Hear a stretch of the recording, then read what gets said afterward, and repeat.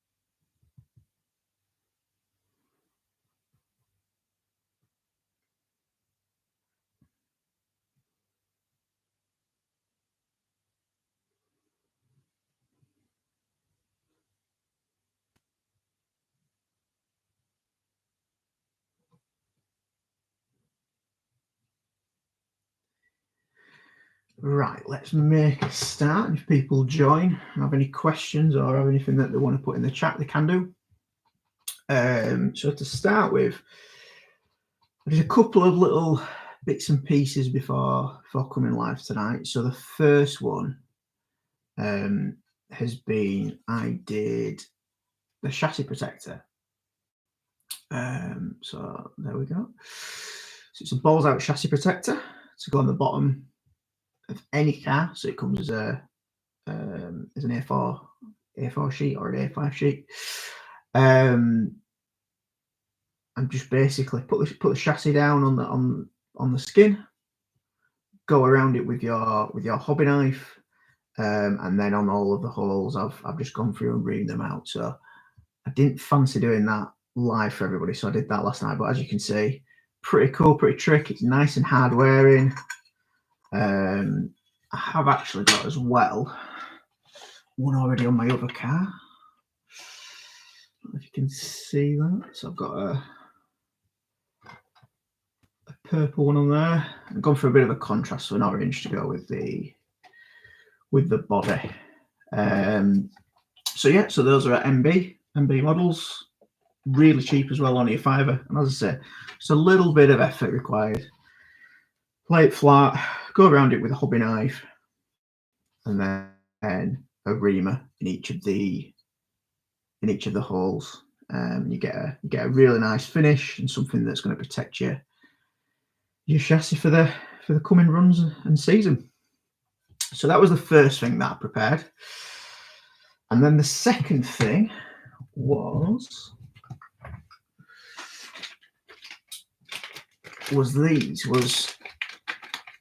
side guards, side rails, side pods. You tell me in the chat what you call them, but these are graphite ones. Part number. So nice graphite side pods. And essentially what I like to do with these is just to give a little bit of extra space, is I like to just Dremel off the antenna mount. Gives you that little bit more space for electronics. In fact, if I get the other ones from the kit, you'll see a bit better.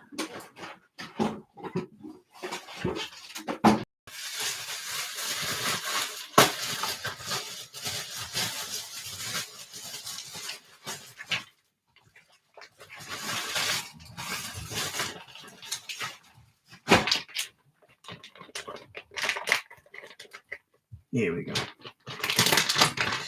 Give you a direct comparison so you can see exactly what I mean.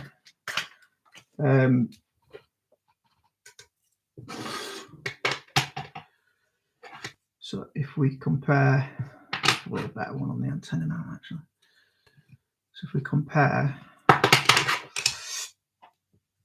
those two, you can see there that material there is still present on the plastic ones. I like to trim that, square it off.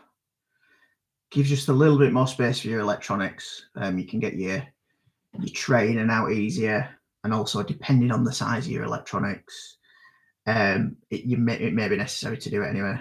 I think if you're running an XR10 or similar size speeder, you could probably get away with not doing it. But again, you'll see when the side rails are all on, the reason. It just gives you that little bit of extra room. Your kit ones, they're plastic. It's a little bit of flex built in. Graphite, stronger, less flex, and that's what we want for carpet. We want that extra response, extra rigidity, and yeah, it'll give you a better handling carpet.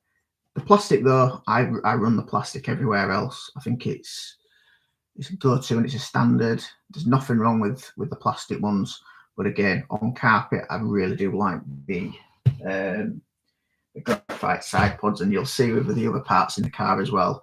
It's a bit of a trend. Graphite it's going to be the material, or the favoured material, for a lot of the plastic areas and the plastic parts. So yeah, let's start and get those on the car. So we've also got racing performance screws. I use these in pretty much all my cars. A lot of the places on the car, top and bottom. There's a few sections I don't use them, and I'll explain why when we get to it. But I've had these now, quite a few kits for years and years and years, and they transfer between all my cars. They're super high quality. So again, they just transfer over car to car. And yeah, a really, really good high quality screw. So let's make a start. So I generally like to start by the screws off by hand, and then switching to a electric screwdriver, Hitachi, once we've started the screw off. So just like to start it off, make sure it's square, and then I like to then switch over to the Hitachi. Saves the hands a little bit, especially on these graphite pieces. They're a little bit stronger.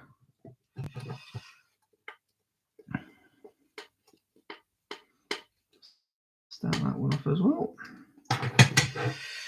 The third side.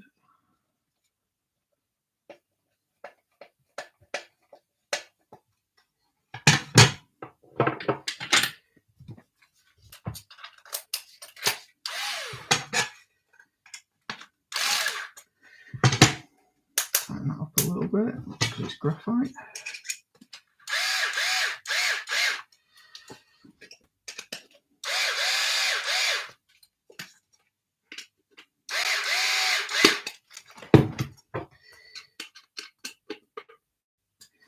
Okay, for now, tighten them up when we've got the front three on. So I might put now actually.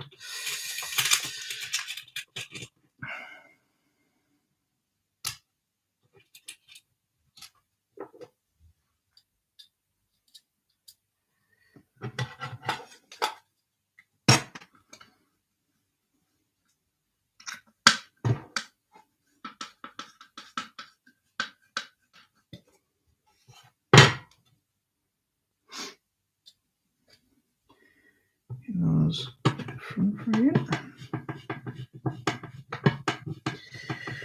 Just make sure you've got some good drivers. Highly recommend the MIP tools. Super tips. I think I've had these drivers for probably about 5-6 years.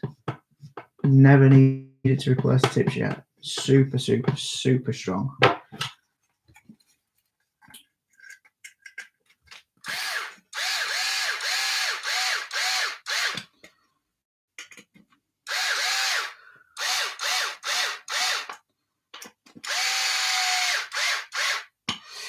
Okay, so we didn't tighten it all the way, and then the last few bits I just like to hand tighten. just with it being fresh new plastics. Don't want to ram it all the way home with an electric driver.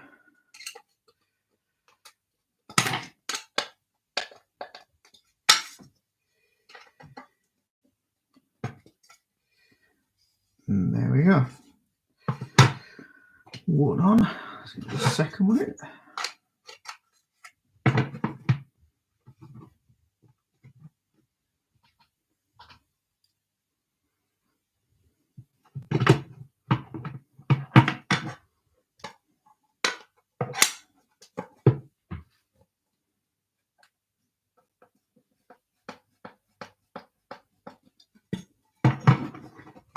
This one.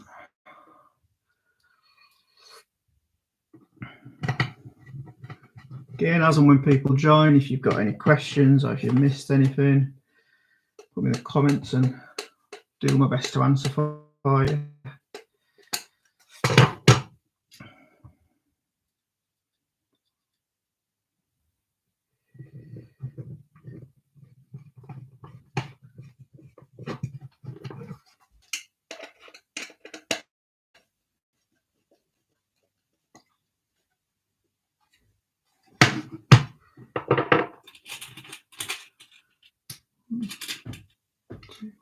Right.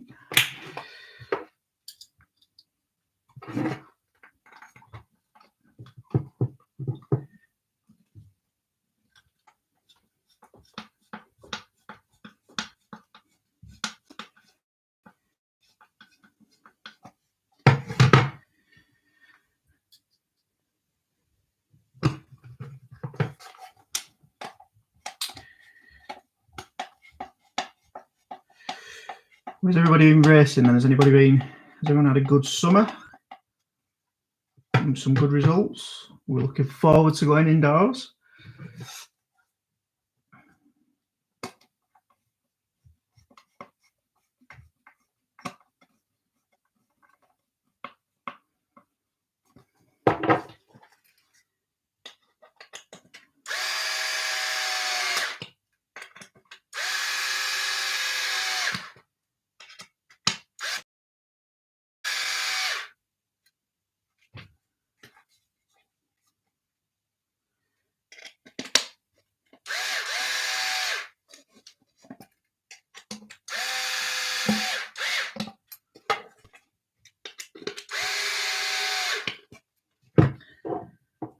Just tighten those up. First, second.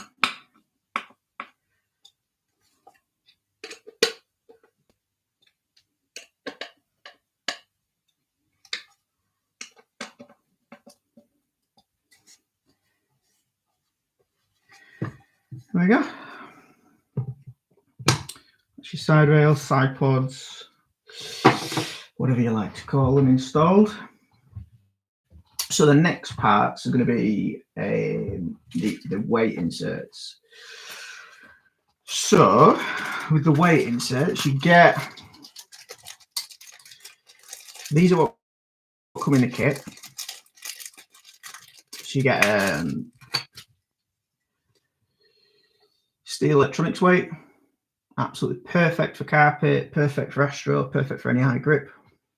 I run that everywhere except on lower bike surfaces. So if it's wet Astro or worktop with the cork floor, etc., that is always in my car. So that's perfect that comes in the kit as standard. So you can see, slide that in. You also then get in the kit the servo weight that goes here. Now, the one that comes is an aluminium one, and it's 9 grams. I personally like to run more weight on carpet. So we do have, where do we find it? A steel alternative.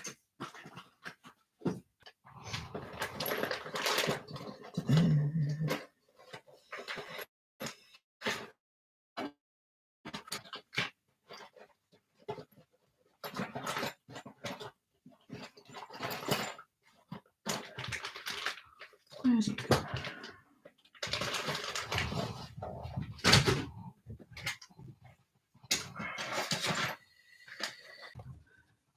So that is the alternative. So you can see there the part number for anybody that is thinking of using that part. So you're going from 9 grams to 25 grams. So another 16 grams. Again, because of the placement there, right at the front of the car, sitting under your servo. So quite a useful little tuning aid for weight balance. And again, like I say, fine tuning your car. So I like to run this. Again, slide that in.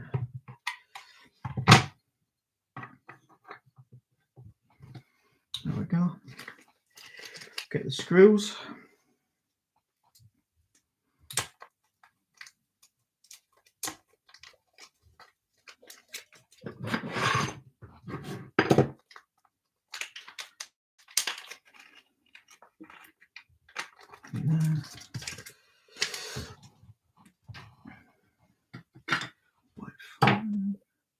So again, I like to put a little bit of just because the screws themselves are really small. Probably just about the current focuses. Not a lot of screw head, so there's not a lot holding it in place. So just a tiny little bit of thread lock just to stop it from coming undone and moving when you're running.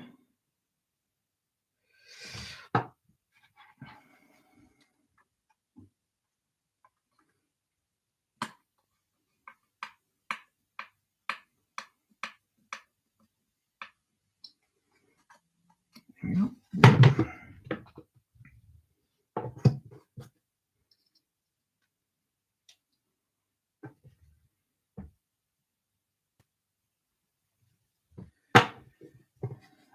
In that corner.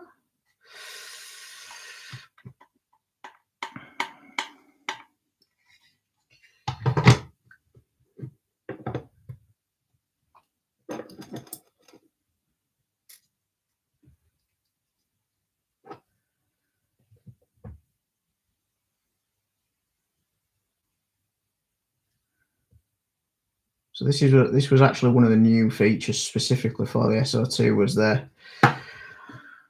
was the front weight cutout. Again, just for a little bit of extra tuning option with your weight bias. So this was one of the new features, along with the 30mm shocks and the adjustable axles. That was your main feature. They were your main feature changes really from your SO1 to your SO2. Okay, just helps you in all the different traction conditions.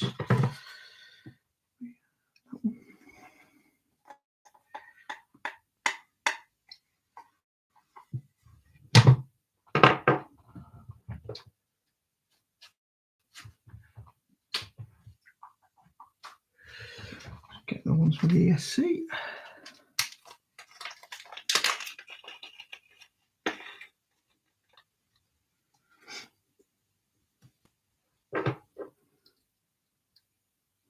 Again, a little bit of thread lock.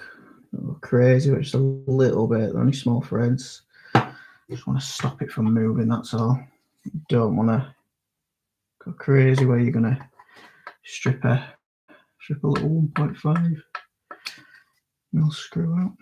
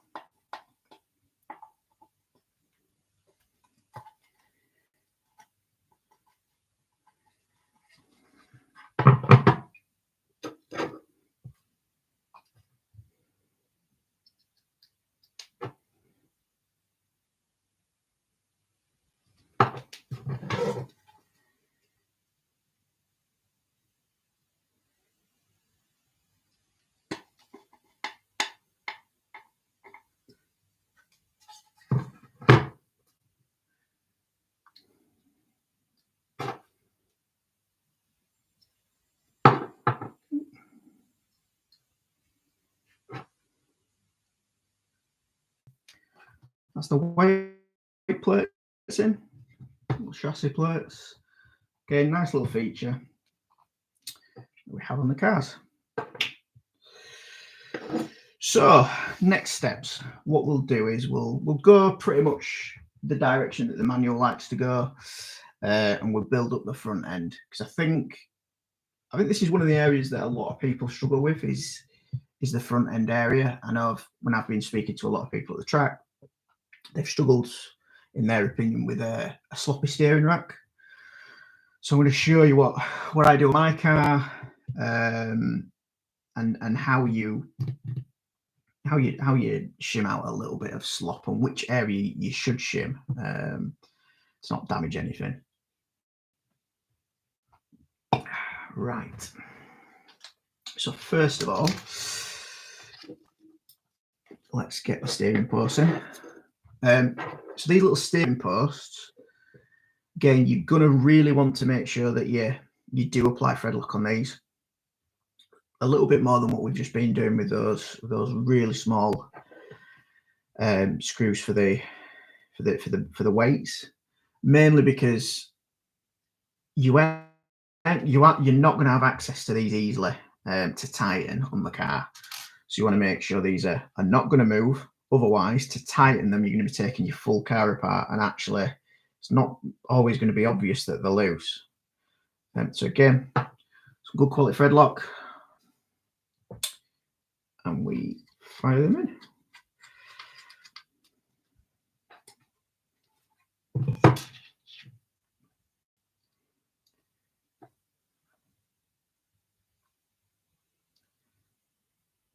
There we go.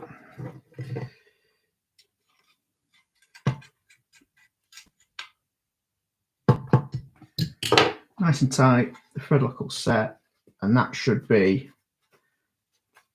a fit and forget item for you. So let's face it, when are you ever going to need to really take those out? I think the only time is if you're unfortunate enough to bend the chassis, but I think if that happens, you'd probably stump up and maybe buy some posts for what they'd cost. Anyway, so right, so steering rack and steering parts. So one steering rack, aluminium. Obviously the kit comes with plastic, which I can show you on the parts tray.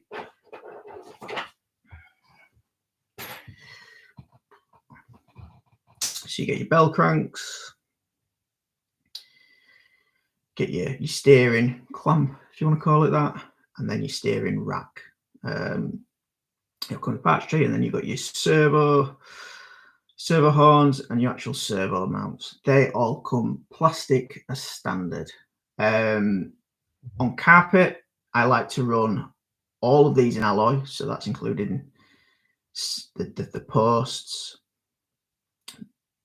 the horn, the bell cranks, mainly because of how it's such aggressive racing indoors. You don't want any ball studs coming loose. You don't want anything to snap. Everything's under so much more stress and pressure indoors. Also, being all alloy and metal, there's less flex, so it's more responsive. And again, it's so much more fast and furious inside than what it is outside. Now, outdoors, I actually do really like sometimes running this. I like running this plastic steering rack, which is why I've still got that brand new in packet, because you'll see the bell cranks and the retainer. I've got those in aluminium, but that's because I've been running outdoors with plastic. I find that gives a little bit of, it's a little less aggressive, a little more supple, and a bit of give over the bumps. It's not quite as snappy. So it might be something for people to play with, but I do recommend on carpet, if you can, to go to the alloy setup. But these are still durable plastics. It's just over time, if you get any hard hits and shunts, you just got to be prepared that you may get some breakages. Whereas the aluminium, it's going to be trusty. It's a little bit more fit and forget. So yeah, that's why we use the aluminium indoors on carpet.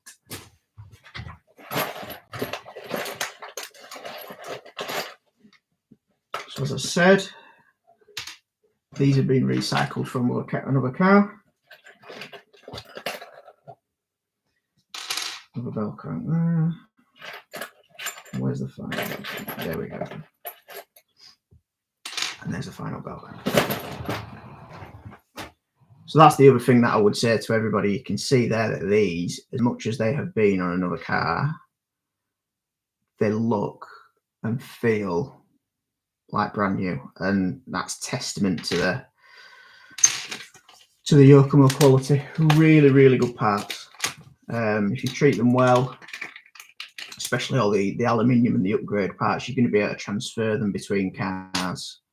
Yeah, car after car.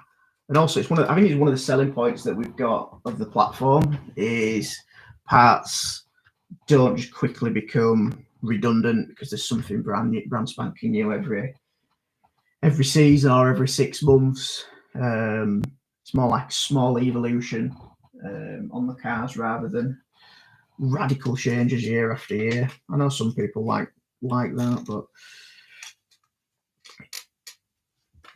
for parts and swapping over, it's really good, I find. So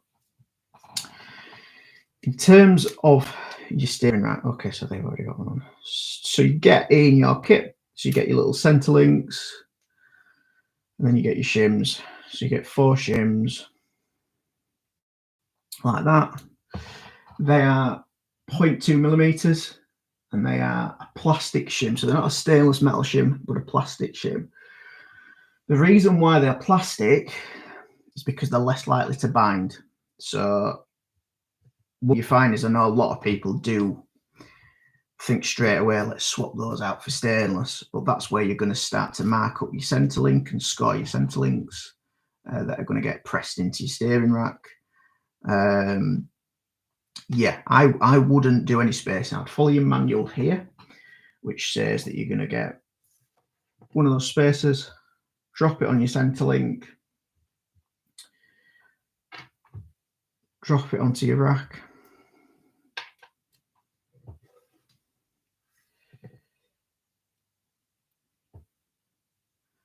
do the same there, do the same both sides. We then have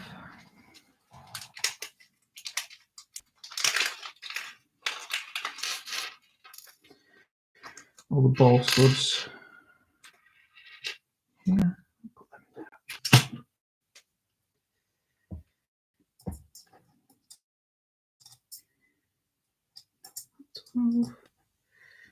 One, 2.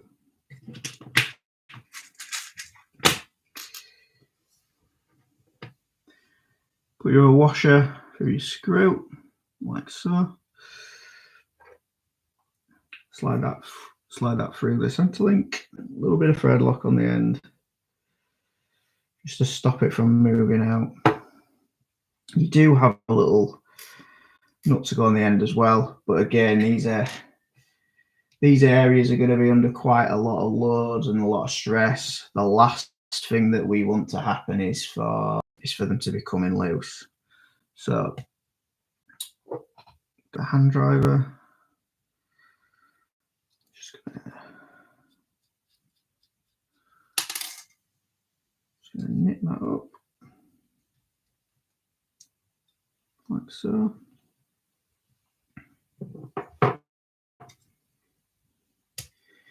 And then get 5.5 mil and just tighten the little lock nut, little aluminium lock nut, just to fit on the end.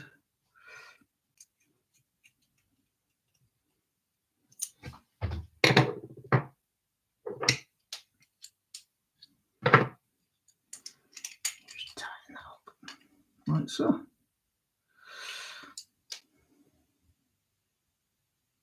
So if you look at that, you'll see there is a little bit there's a tiny little bit of flex, but you need a little bit. You don't want that to be absolutely rock solid. You just want that little bit of give, that tiny little bit of float, which is there. So that for me, that's shimmed fine. That's shimmed okay. But you'll see when we get it on the steering post and then we put the bulkhead down, you'll see that there'll be excessive amount of float up and down, which is why the rack, some people have complained about. I'll tell you what, we'll put the ball stud in.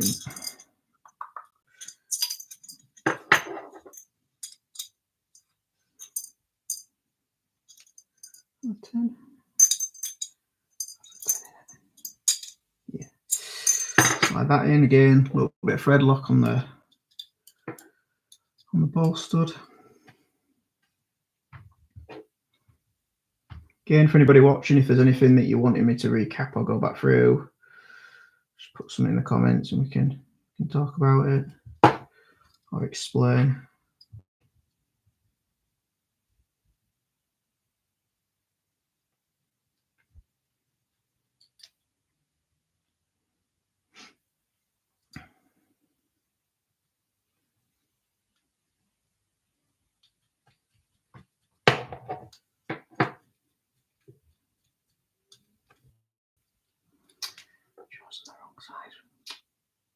Wasn't the wrong size ball stud. I'm watching.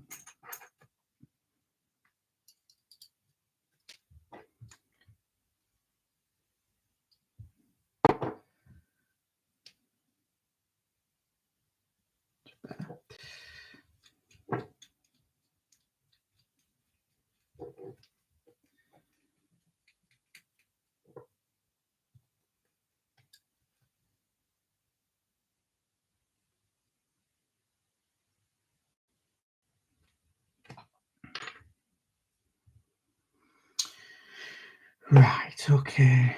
Let's put the other one in.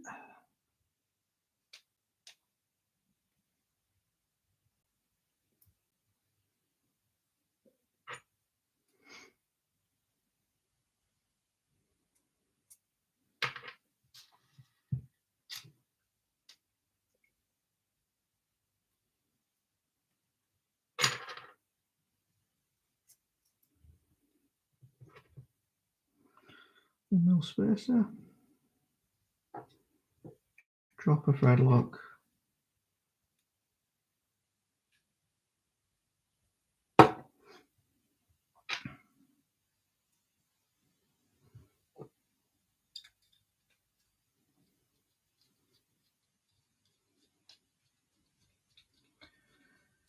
Get that one on.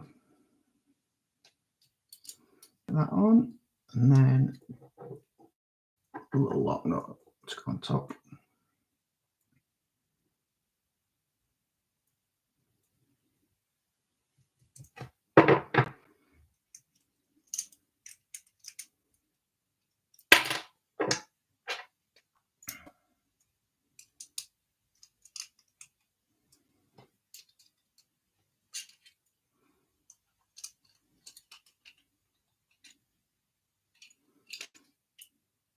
And that one again.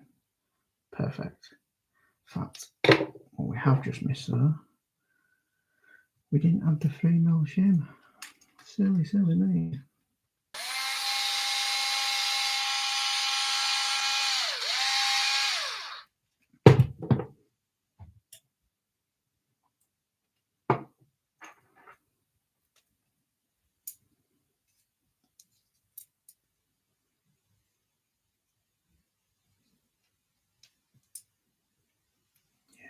That's better.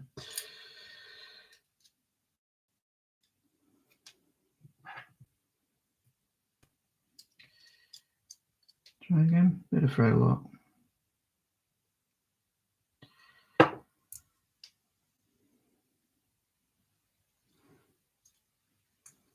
Put that in. Right. So at this point, put the steering rack in, spin it around for you, be able to see a little bit better. So that super free. Put the O2 bearings in.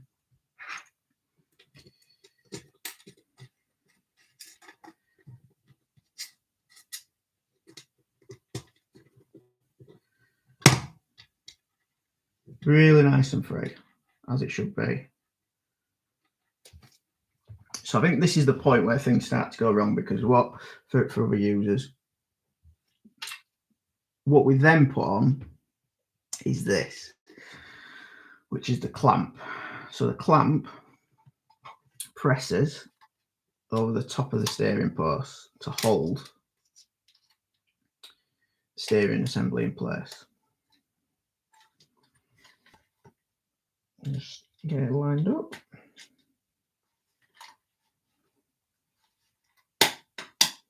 Like so. So there you go.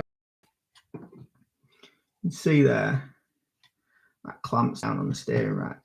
But what you can do is there is a little bit,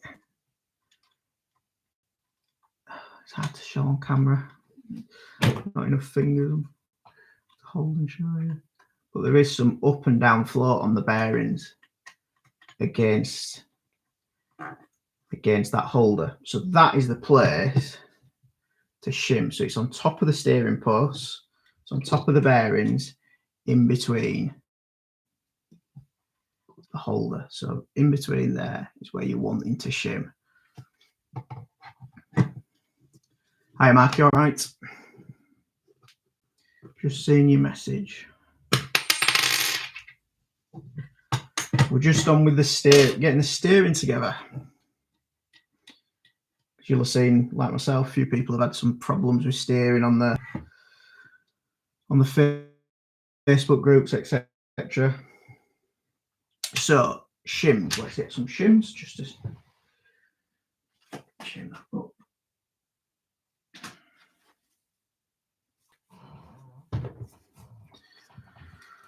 These are great. So Yokomo, they do some packs of 3mm, 4mm, 5mm shims. You get 10 of each, so lots and lots of them.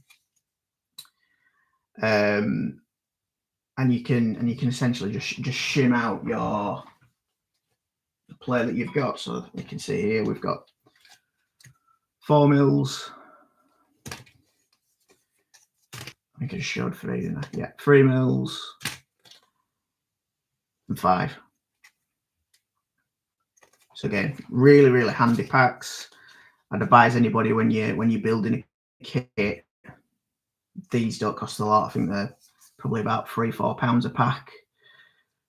And then you can just, as and when you find any play where you don't think it belongs, you can shim it. You can shim it out. Don't go too crazy. We all expect a little bit of slop in an off-road boat. But excuse me. But if it's excessive, that's what these are here for. Here just to take out that little bit of excessive shim and play. So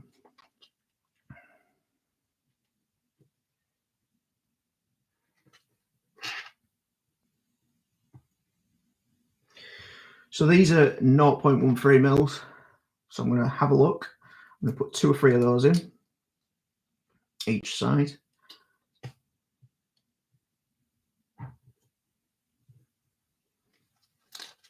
Put 2 in each side to start with.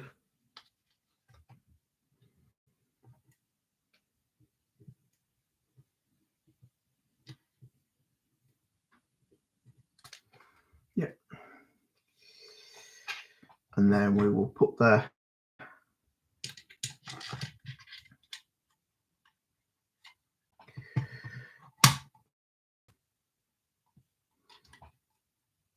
you can see there that, try and show you, that's taken out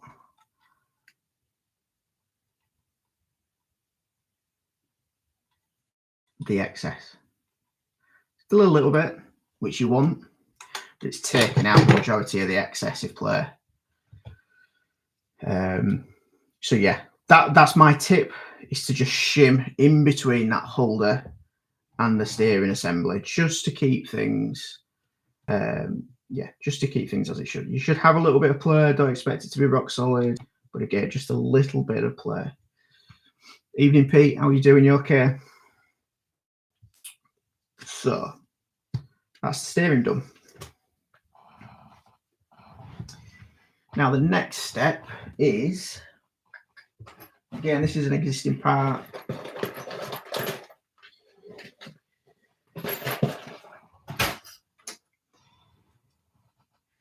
Is the suspension mounts. So we've got two suspension mounts.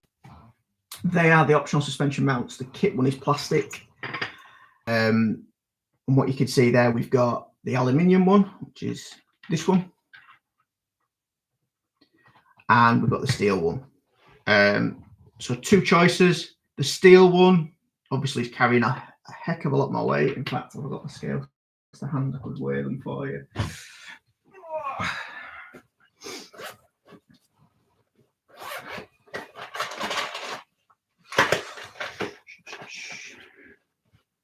I haven't. Where have I put it? Sorry, don't have my. I like to run the steel on dry astro and carpet. I just believe it calms the car a little bit down on the high traction surfaces, and it's especially good on the high speed sweepers. So I really, really like running the steel suspension mount. Now the alloy one is where you will find me run it on my wet cars and low traction. It weighs pretty much the same as the plastic, just slightly more, but again, more durable. Like the steel, like the metal components, aluminium components that we've fitted on the steering rack. You've just got that peace of mind that you're not going to have a a suspension mount break. And these are, fit and forget items. So those are the two that I run. As you can see, again, it's another testament again to the quality. So, you're not having to replace every single time. It doesn't have to be brand new option parts every single time you're building a kit. Yeah, no problem, Pete. If we can help a few people out while I'm building a car anyway, that's what it's all about, man. If we can help anybody out there that's struggling, any tips, that's what we all want to do. I've had plenty of tips from various people in racing. I think it's one of the best things that we've got in our hobby is how willing people are to help each other out. So yeah, no problem at all. So tiny little bit of thread lock on this. Doesn't have to be absolutely nailed up, and the reason why is you can still access this screw from the underside but with the bumper on, unlike the steering post. So the steering post really a difficult area to access to tighten, so you just really don't want those to be coming loose because it's going to be a pain in the bum and you might not notice if it has come loose. Whereas these should be parts that you check over during your runs while you're in your pits.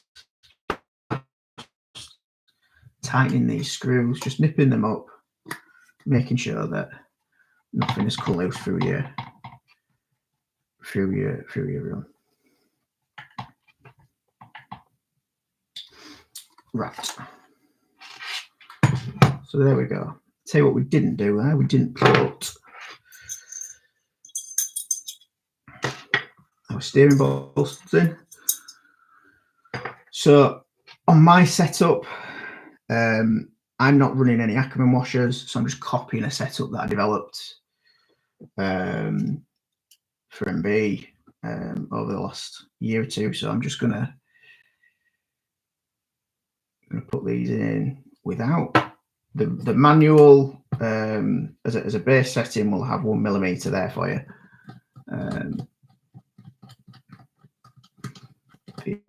For your Ackerman ball studs.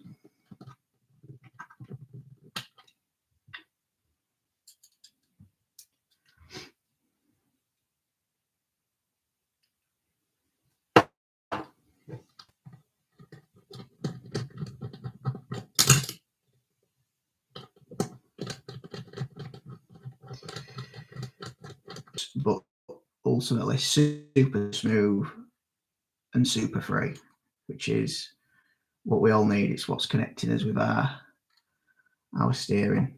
So that's, for me, that's perfect as I would want it. Right, the next step is the camber link, front upper camber link. Let's get that slotted in place.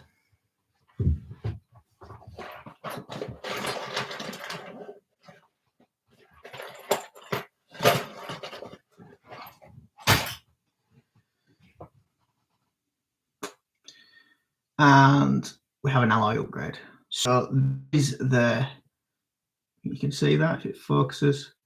This is a standard version. There is two versions.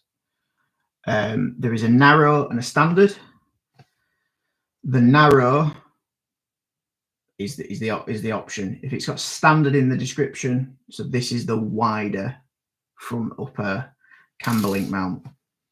So the differences is the narrow version falls in between. So the longest narrow position falls between the middle and long position on the standard, etc., etc. So the narrow inner hole will be the shortest. Then the middle hole on the narrow would be between the shortest and the middle on the standard. I hope that makes sense to everybody. So again, just another little tuning option. You do get both of the plastic ones in the kits. He says when he finds them.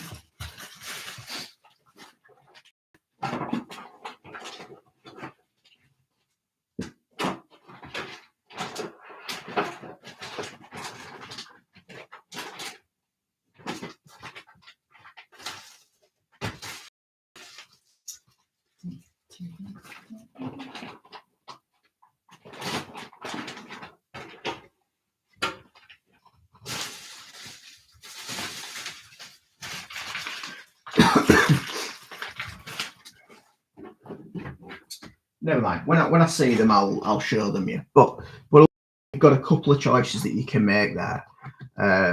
So I'm going to go with the standard one. So again, push that into the middle. And you can see already the front end is really starting to come together. Now we do have a brand new part to put on, which some of you may not have had a chance to get hold of or run. So this is the standard one. So standard plastic front bulkhead.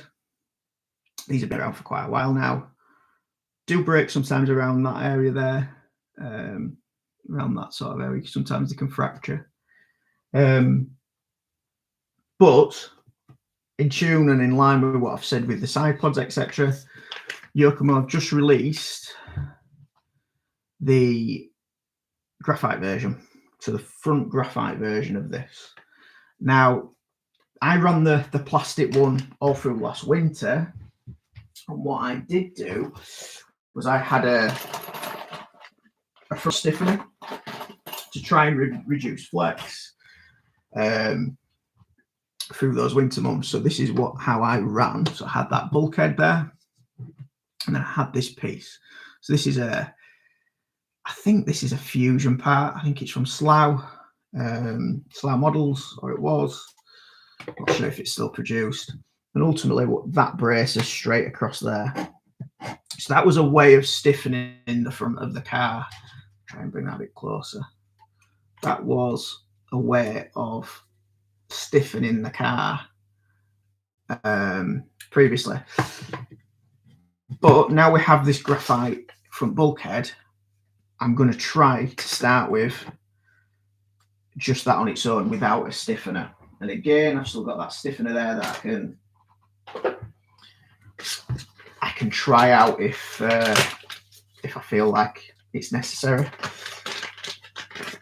So there we go. So you can tell a little bit by the colour it's got the graphite composite. As usual, really nice finish, high quality part. It's very stiff. very stiff. Try and, yeah, way more flex in that. Yeah, so you're seeing it at the same time as myself. So with that, we also have, I run a front roll bar and I run the kit front roll bar. So it's a 1mm roll bar, which is perfect. I like running it. And with that, we just need some little set screws.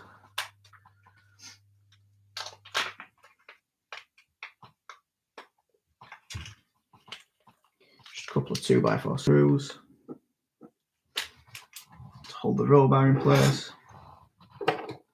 Again, not trying to tell people how to suck eggs, but with a roll bar, line it up. And what you're wanting to do is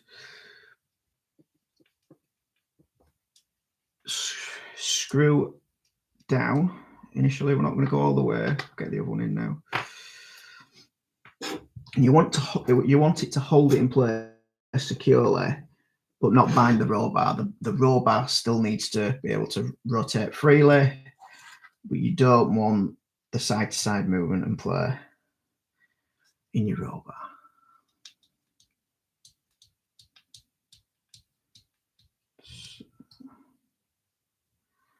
That side's about perfect. We'll try that one.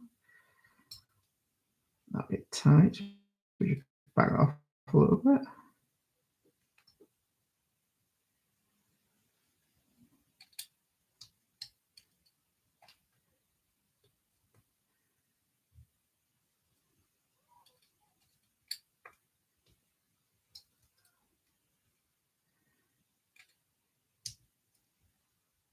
Perfect. Okay, so you need to put that on first, obviously, and then what we're going to do is push that on. Perfect fit. Really, really nice fit, that new bulkhead, I have to say.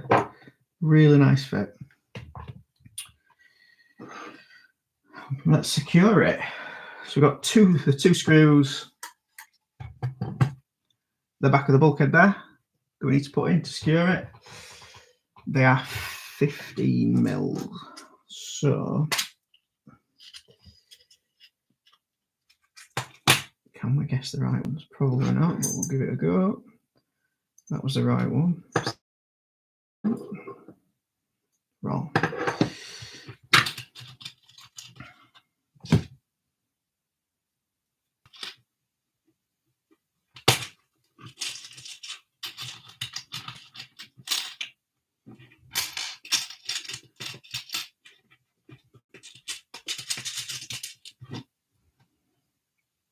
There we go. 2 15s.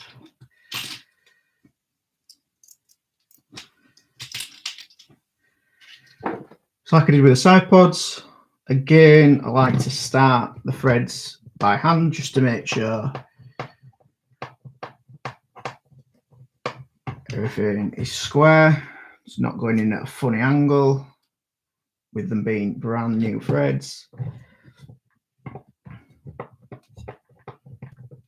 which they're going in really, really nicely.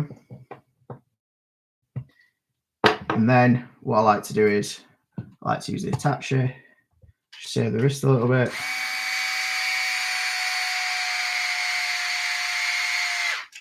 Taking that slowly. We've not gone all the way with the attacher. I think we're ready for a new battery. Preparation.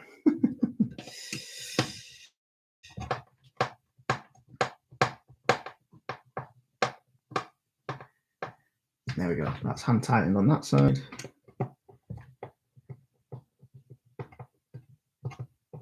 And we'll hand tighten on that side.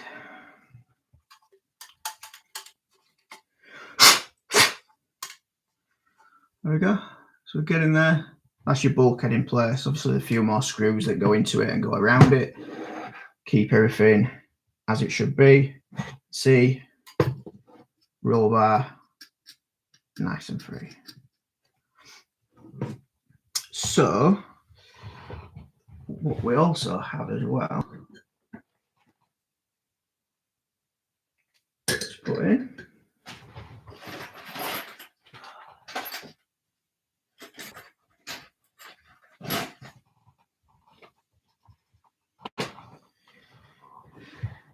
Is this little fella, wing mount.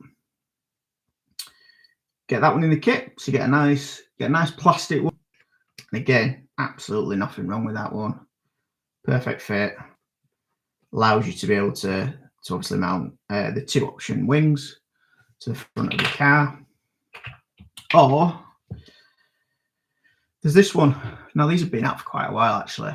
A little tip or trick for anybody that does decide to get one of the aluminium front wing mounts is this bit here. If I can get it to focus. You may or may not know that they are little washers, and they've got like little recesses and grooves that fit into the top of the actual mount itself. Now, because the 2 separate pieces, when you're disassembling, they have a little nasty knack and habit of going flying.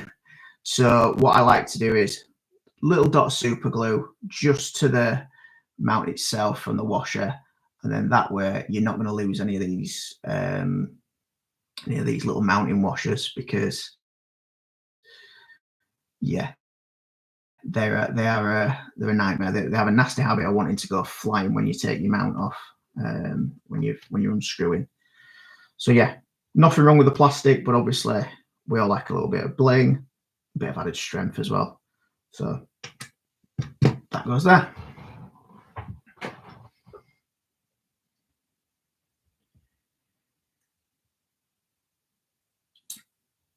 Again, more 15mm screws.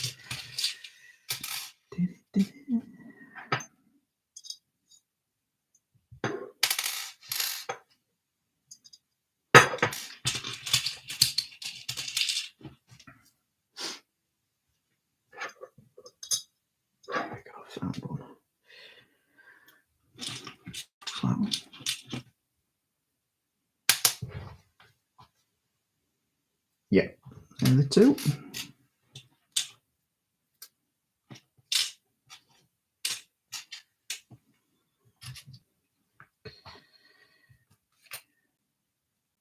I don't bother with thread lock here. There's not a lot of point.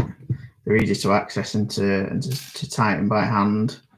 And you're going into the servo post. So the most important thing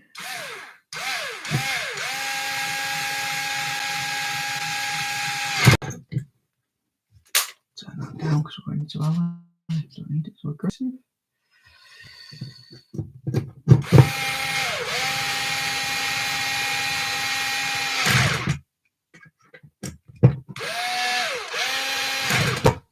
And there we go.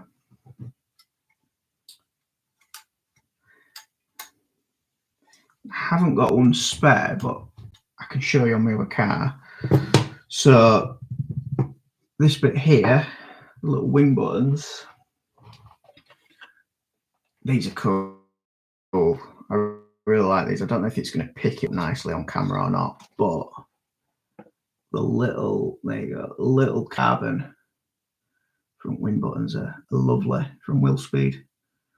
So again, if anybody's up a little bit of bling, Will Speed have some cool little washers for the front of your car in carbon fibre there. But again, nothing wrong with the plastic also. I've got the plastic on my other car. So, right. So let's get some front arms on it.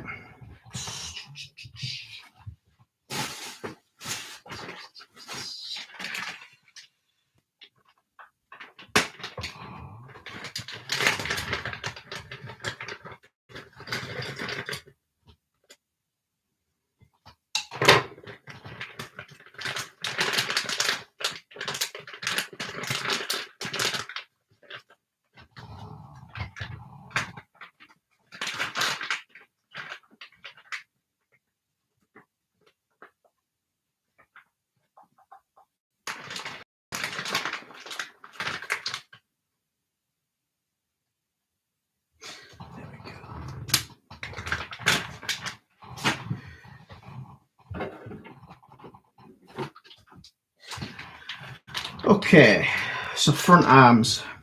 We're going to follow suit again. You guessed it. We want some graphite, carpet. We want less flex. I mean, these arms aren't the softest. Not the softest, but they're not graphite. So I like to run the graphite on carpet, as I say.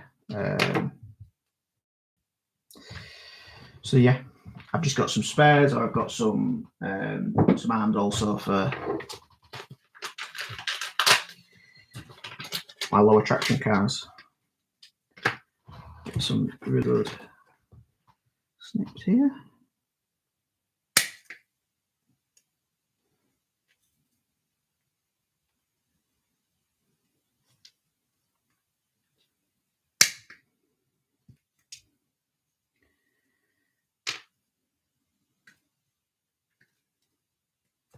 Again, I would always say to anybody, getting some really good flush clean cuts on your parts, it saves you having to go back around with some sandpaper or, you know, touching things up. These just cut so precise, so nice and flush. Yeah, just save your time when you build, which is what we're all here for. So that's not the ones I want.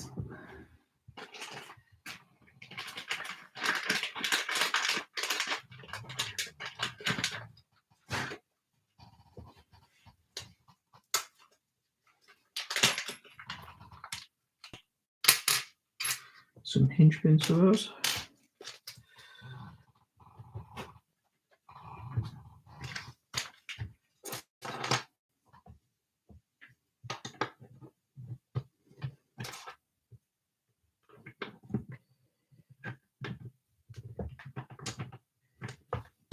And again, I know some brands of cars, you'd be sat here with an arm reamer going through, smoothing that out. Not here. New hinge pins, new arms, and super free, super smooth. Nothing to mess about there, which is what you want.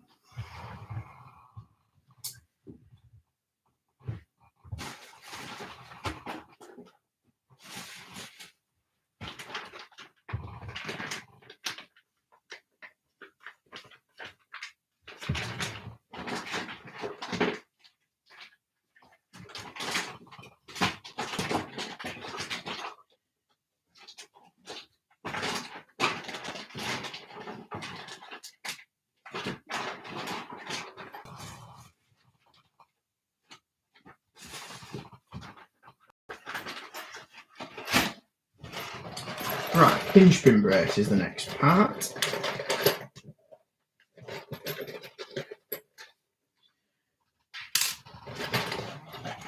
I'm going to have a little, this is my little moan, if you like, at Yokomo, and I very rarely do this because usually it all makes sense, or a lot of things make sense that they do in the kits.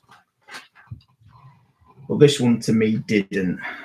So that's my only little gripe I've probably got in the whole kit is, yeah, they included these pressed hinge pin retainers, which they're a bit naff, if I'm being honest. So yeah, that would be one of the first things I would recommend to upgrade or swap out. Would be these. They're not the greatest. Every kit prior to the SO2 that was a YZ2 and SO1 came with one of these nice hinge pins, hinge pin braces. Sorry. Yeah, they're naff. Sorry, but I really don't like them. So that just goes on the front there, nice and easy. Let's get a front bumper.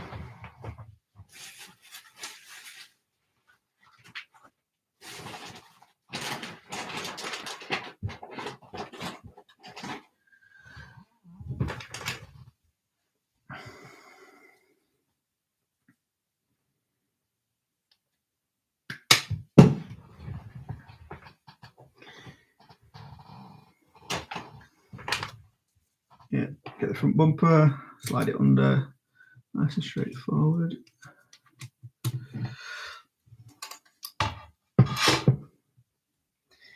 And we then put these 2 screws on.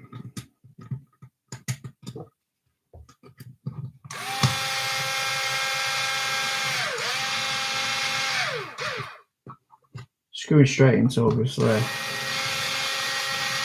through the aluminium front upper mount and then into the front plastic bulkhead. So that's why I'm going to hand tighten it to finish.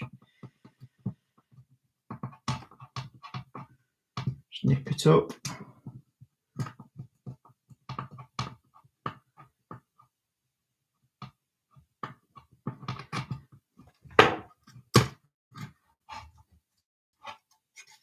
I think I mentioned earlier, Yokomo being the smart as that they are, the lower suspension mount screws that go into the steering rack holder, if you want to call it that, you've got access there to be able to tighten those in between runs. The number of cars that I've seen that have had the suspension mount holder that's wobbly, moving around, and it's because they've just not paid attention and forgot about these 2 screws there, but that's what the 2 holes are for. So yeah, check those out as well as those 2, and you should have a really nice solid front end. Okay, so we've got the graphite arms, roll bar mounts set perfect as well. So just add the option part description part numbers to the index. If I get time, I will look to add the option parts. I'll be honest, because of the graphite plastics, it's quite a long list. But again, you know, not all of this is absolutely essential. All the parts as well, I mean, like the racing performance screw kit, etc. The parts that have, you know, I've got over a period of time, not gone out straight away and bought them all in one hit. You know, the screws alone, they're very expensive. I think the screws are over £100 for a kit. So if I get time, I'll look to do that for you, Ray. But there is a lot of different part numbers just because of it's the graphite plastics. Everything else relatively straightforward. There's 1, 2, 3, 4, 5, probably about 6 parts in total that are not the graphite. They're upgrades. But again, I'll do my best. If I get the time, I'll add them on. Right.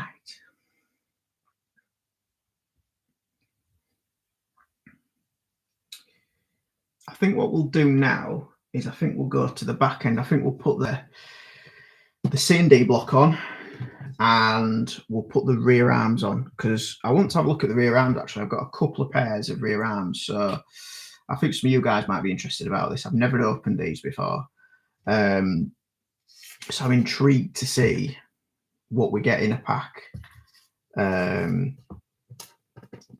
I can see from the packet there's a lot of shims and spaces in it, so I'm intrigued to have a look.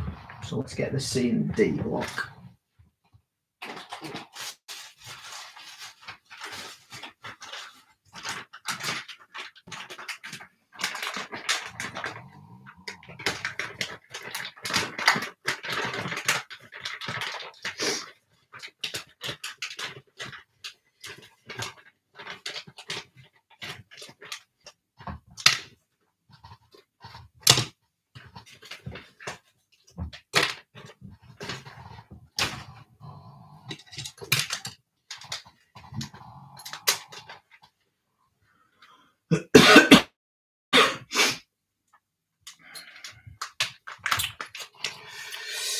So anybody racing this weekend? I know I've got the Northeast region this weekend. I don't know what everybody else is doing. Who's watching? If you've got any upcoming races.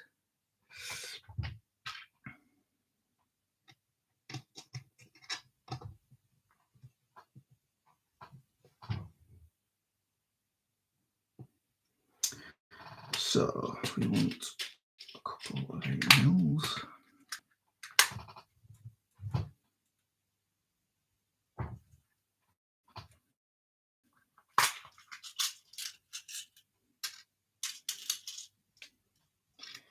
Right, what am I doing? No, we don't. So, some of you may have missed at the start of the live. There's only a couple of areas that I don't like to use the titanium screws, and this is one of them, and I'll explain why in a second. So these are just normal kit Yokomo screws. I don't like stainless steel screw kits, I've got to be honest. I find them really soft. Okay, so with the C and the D block, because the rear arms are obviously exposed, I've seen when rear arms get ripped off the corner, if you've got some give and some flex in your screws, I've seen them make a mess of the C and the D blocks. So steel screws, obviously stronger than certainly your stainless, and I would and definitely a bit stronger than your titanium. So I like to run the steel screws on the C and the D block. Also, because you're going to be thread locking them on those, if you do round them, you're not precious about getting them out. But that's just an added bonus. It's one of the few places that I don't run the reformer screws. Obviously, they're extremely high quality, but I've first titanium screws on the C and the D blocks. They look nice aesthetically, but yeah, if you catch a pipe at a funny angle, it can be it can be painful.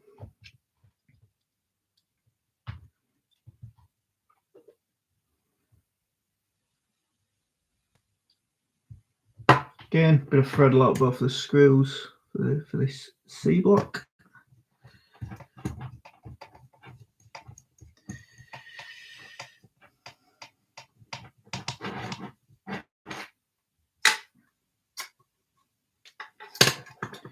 There you go. Right. So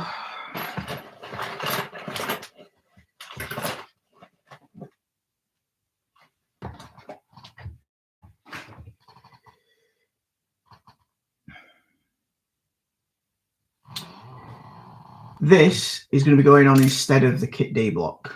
So with the kit C and D block, you can get down to what can you get down to now? You can get down to a grand total of, is it 1 or 2 degrees? Anyway, I can't remember. But with this block, you take a degree off. So you essentially can get down, I think it's not 0 degrees to rear toe. When I use this, I was quite surprised at the difference that it made. Yeah, kit you can get down to 1 degree, and with this you can get down to 0. Don't know if Mark's still watching. So again, it's a wheel speed block. Mark, are we making any more? And also, I think I need a black one. It's the only downside to the one I've got. But again, shows the quality of it. I've been running this for a long, long time. So again, on carpet, it's quite a tight carpet track that I run on. So getting down to the lowest degree toe I can is advantageous. You may not need it depending on your track. If it's quite a flowing track, high speed track, you might be fine with the standard D block. But yeah, that's the only reason I'm swapping that out, is just to be able to get to the lowest toe, rear toe possible. Yeah, that's why I'm changing it. So what we'll do now is get these inserts in. So get the snips.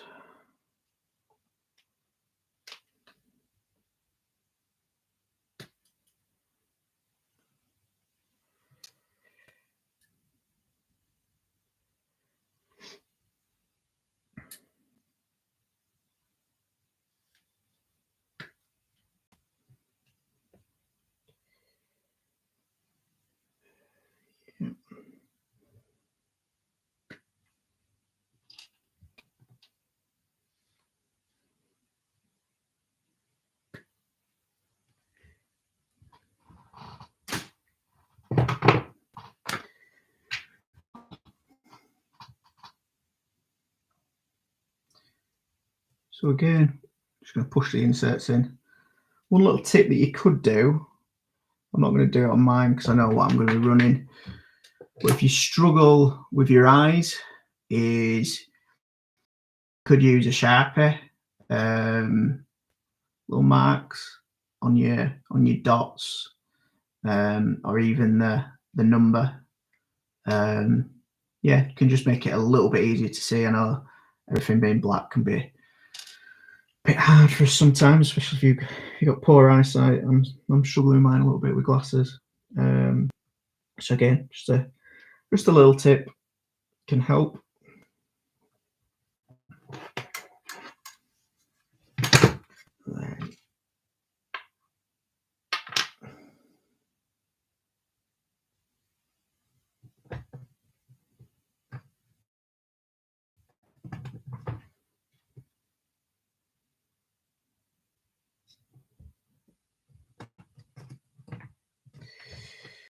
They're nice and snug.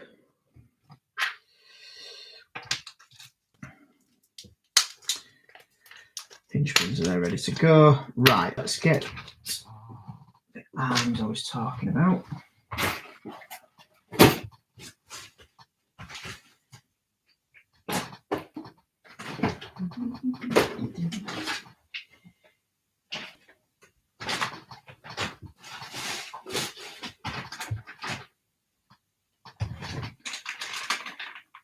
Right, okay, here we go. So these ones have been around for a little while. Yeah, Tipex again, Pete, same thing. You know as well as I do, we're terrible. It's hard to see them sometimes. But yeah, I like to use a Sharpie. That little silver Sharpie is quite good. What I also do as well with the Sharpie, and I haven't done it yet, but on the graphite parts, I like to go around with the silver Sharpie and I like to put a little mark on the plastics. It's not so much a problem on the carpet card because I know everything's going to be graphite, but I just like to mark them up because when they come off the car, if I'm then rattling around in a spares box looking for, an arm or something like that, because it's got the little mark on the arm with a G in silver or whatever it is, I can identify it's hard and it's a graphite over a standard. I'm not having to test the flex on every single spare that I've got in my box. So that's another little tip that I like to use, again, just because there's so many different variances with plastics and bits and pieces that we've got now. I just like to mark it up. It's easier and faster to be able to see what they are. So yeah, these ones have been around for a little while. So these are the S3s. I like to run S3 arms, specifically at MB models. Again, it's a tighter track. If it was more flowing, the L5s would probably be a little bit more supportive on the higher speed sections. If you've got lots of open flowing sections, I would recommend going to the L5s. I think they're a little bit more supportive on high speed. These do allow you to probably feel that little bit more nimble, is what I would say, just due to where the pivot is. It's a shorter pivot. The 2 millimeters shorter of the arm than what the L5 is. What you do need to remember as well is if you are swapping between L5 and S3 arms, your shock positions will move because the 2 millimeters difference. So for instance, let me open this up because these are going to go on the car anyway.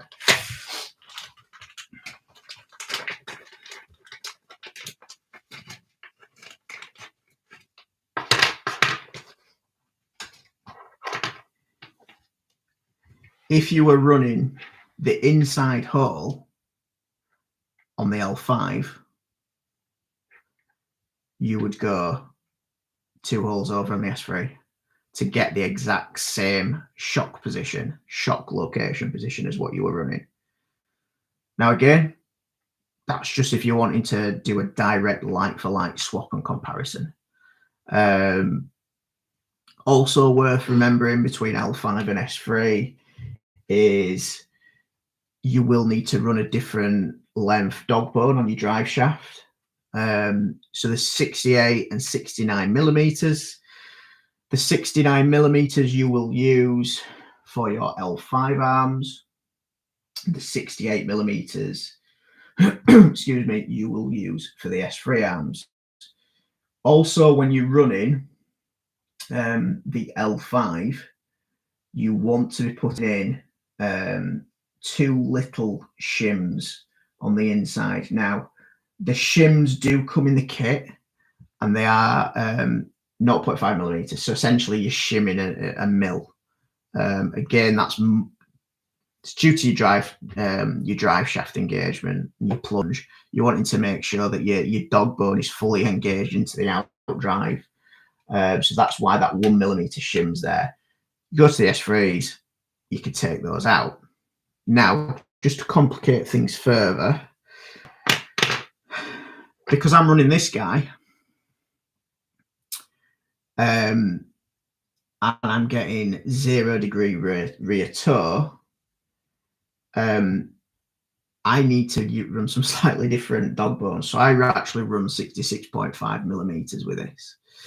And again, I shim it. I've got a millimeter's worth of shims to bring that to a similar position of what the 68s would be. Okay, 0.5 mil difference, but to get to a similar position and get the correct engagement. And that's just purely down to the fact that you haven't got that angle and sweep anymore on your arms from the toe. I tried it just to put the 68s in there, and it would bind up the diff out drives.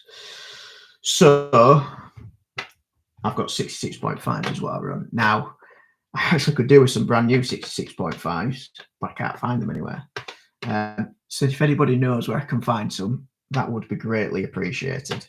But yeah, S3s with a standard C and D block, 68 millimeters, 69 millimeters with the L5. So these are the S3s. So these are just bog standard graphite. These have been around for, I think they came out last year, I want to say. So I ran them all last indoor season. Really good. I thought they were positive. Snip these off.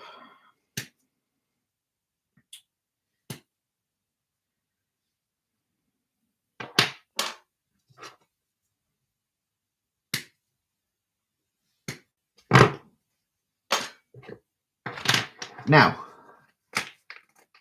these are the new versions. So some of you may or may not have seen these. But these are the high traction arm. So again, I think this is a little bit lost in translation with the Japanese translate. These are getting used a lot on low traction dirt to gain high traction. I think that's where the translation's lost. And the difference on these, which I will show you,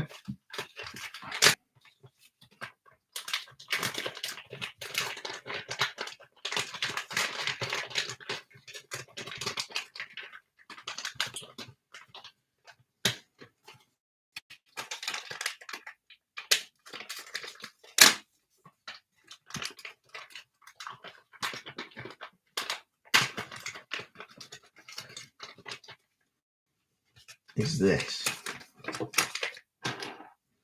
Let's get this.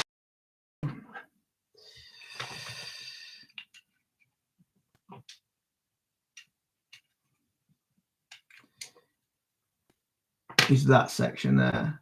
So you can see there, full standard S3 arm. That's been machined. Let's measure actually. Let's see what the.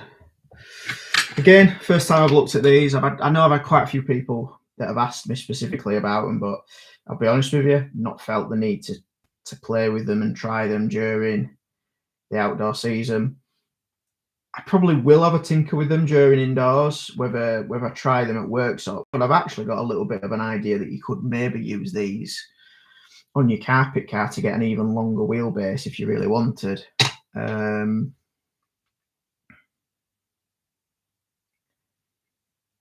Okay, so they've trimmed So machined, not trimmed. It's not like they've got a Dremel out. Roughly 3mm has gone in material on there. So what if I spin that around? What the guys in Japan have been doing, that's where this has come from, this solution, if you like, is they have been running them in reverse. So that is the standard where you would fit the normal arm. They have been running them in the reverse, so they've been running them that way around. And essentially what you can do is get a super short wheelbase, so you can go 3mm shorter than what you could previously, and then your shock is then mounting into there, to those positions there. You do get a pamphlet, a little set of notes in terms of how to shim it. Again, how much of that is perfect, not sure, because I've not played with it yet, but I'm going to be intrigued to try it. So I think that could be interesting for me to try on there, on maybe the workshop car. But I did have a thought when I was looking at these online, and again, may not work in practice, but I don't know what everybody else thinks. You could do the reverse in theory, so you could get a longer wheelbase. So forget the D block. There's no reason, in my opinion, why you couldn't go further back. Likewise, instead of further forward, and then probably mount the shock on the front. So I think there is a little bit of something in it in terms of what you're going to be able to test and play about with. You may or may not feel that's necessary. It depends what you feel like on your wheelbase. If you like running a longer car, or you've enjoyed the longer chassis, that could be something that you could try out. And again, if you're on a really flowing open track, an even longer wheelbase might be something that you fancy trying out. But yeah, you're just going to have to remember you're going to have lots of shimming to do, whether it's on the shock tower, on the arms, if you do want to try these. You will get sweep as well, Pete. Yeah, absolutely. There'll be the sweep on the drive shafts again, so you'll get a little bit more mechanical bind. Should generate a bit more grip. Yeah, I think there's definitely some method in it. It looks a little bit, yeah, it looks a little bit hillbilly, I'm not gonna lie. But yeah, I think that there is a little bit of mileage in trying it. I can see why the Japanese guys, if they've got really blown out loose dirt tracks, I can see why, going to like that super short wheelbase there is an advantage. The other side to it as well, I've actually been running a super short chassis on my lower grip car. Now the short chassis, I think that they are still available, but obviously you don't get these weight placements, etc., like what you get with the SO2. So essentially, you're probably getting back to a short, similar base to the shortest chassis, if that makes sense. If you're running a short wheelbase on the short chassis, it's probably a similar sort of ballpark wheelbase setting. But again, you're right. What you're going to gain with that is actually a little bit of sweep. So worth testing, worth playing with, worth trying. But again, yeah, that's the first time I've looked at those. So you saw it at the same time as I did. But for now, we're going to put the standard graphite S3 arms on for now.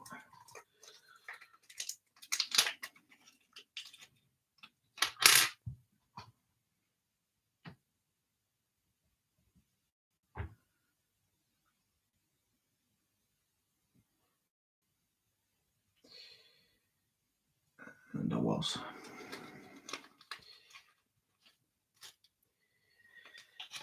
spaces. Right.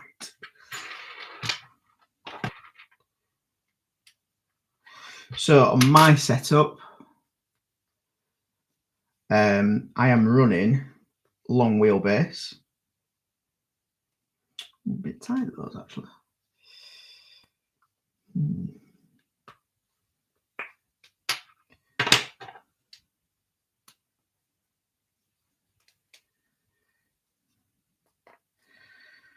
Two seconds.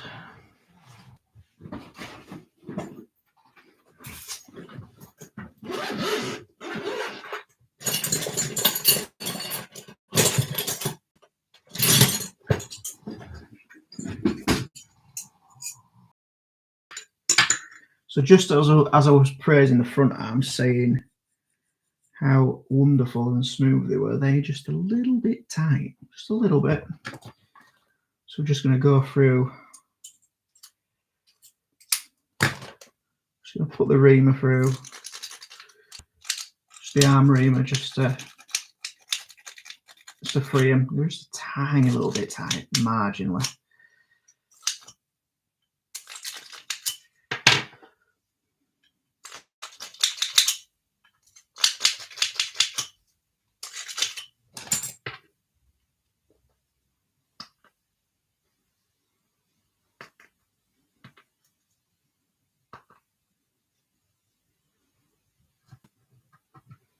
So yeah, so as I was saying, I'm running a long way on my setup.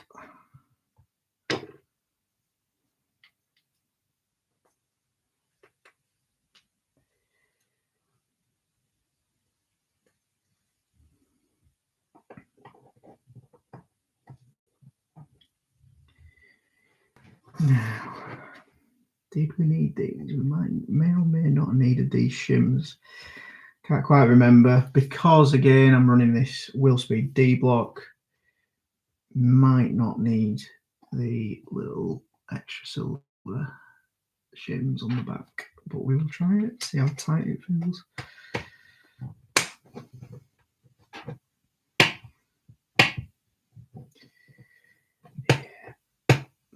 Drop to that side. Not that. Right, okay, let's take it out.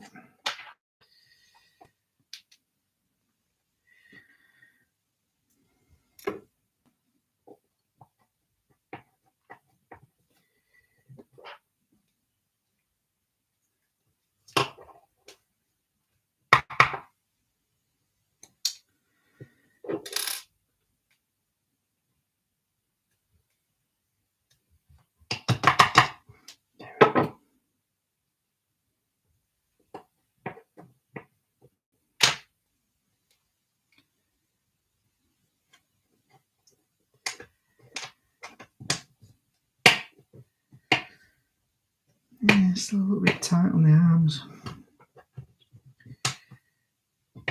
Definitely don't need to shim though, does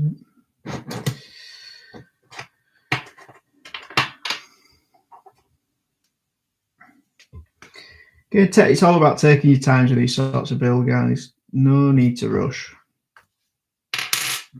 So just a little bit tight. They need to be able to fall under their own momentum, their own weight to the arms. If they're not, find out why. If they are just binding that little bit, it's worth just taking that little bit of extra time just to fine tune, just to fettle and get things as it should be. Again, just running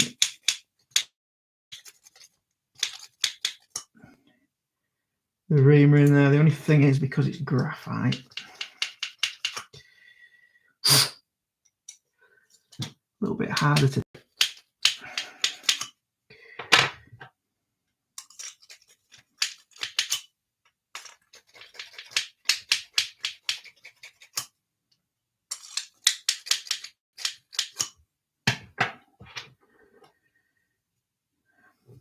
Still a little bit tight. I may have to go through the drill with them tomorrow. About that one. Getting there is better, but try a bit more.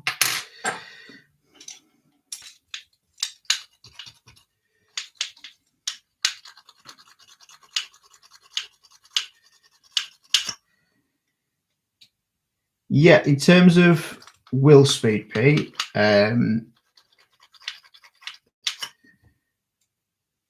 definitely want to produce some more parts with them. Obviously, we've got the shock towers. Want to produce some more parts. I think the reality is the B7 being a brand new platform, that has taken the priority for all the guys, which I understand. Although all I would say is it's a very, very heavy market for aftermarket options for Associated. I mean, I think every single day that I go on social media, you see an Exotec or somebody with RDRP or is it R1? Somebody's making an option part for the B7. So I do look at it and go, it's quite a flooded market.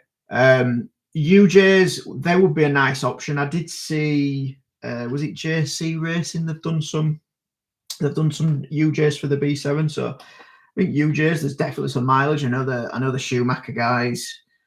When it comes to carpet, yeah, it's UJs all the way.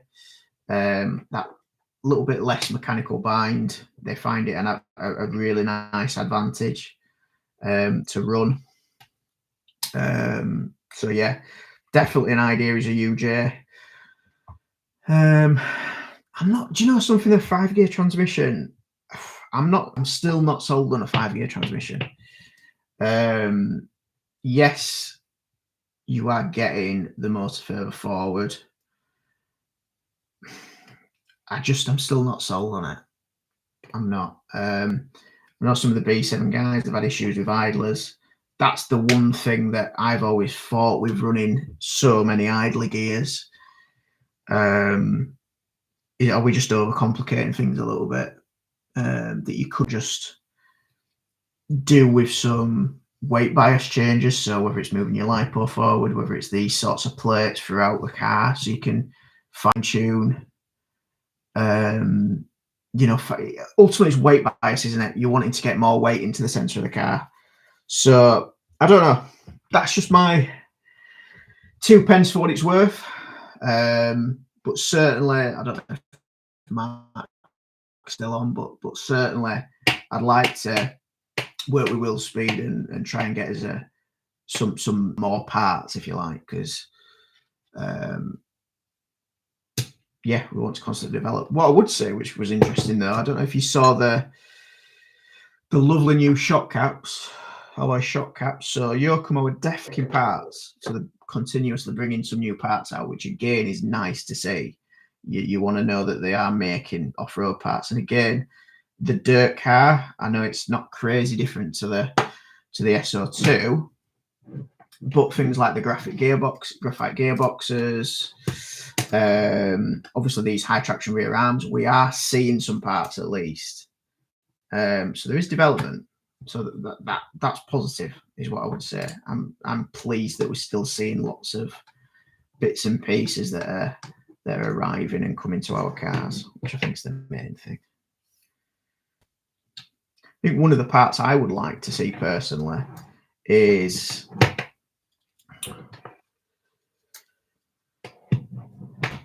the D block. I've been running a lower rear roll bar mount for quite some time now, and the B7 has got that.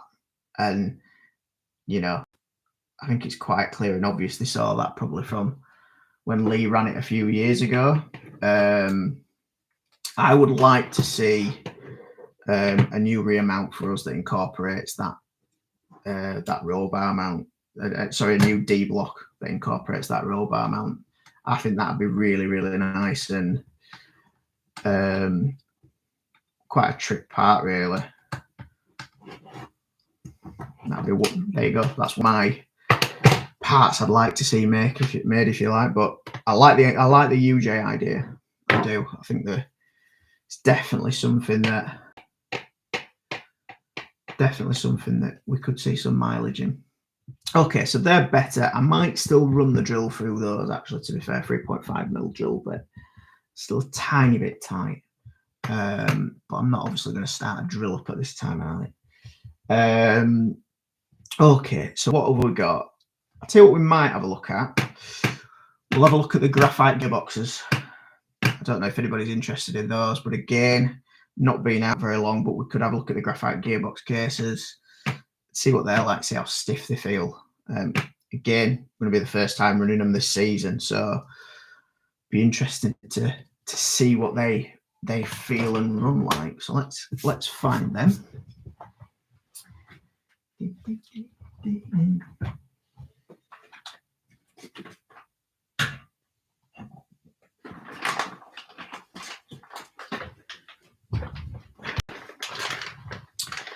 Okay, so gearbox. Oh, no problem, Neil. You get Smithson sorted. Right. Okay, so that is the part number for your transmission case. So this is for a graphite LC. So for the laydown variant, and then this is the cap and the inserts. So yeah, both graphite. So we're going to see how much stiffer they are. Again, not had these parts yet. I think Neil might have had them. I think he told me he bought them anyway, but first time I've had them. And we'll see what they feel like.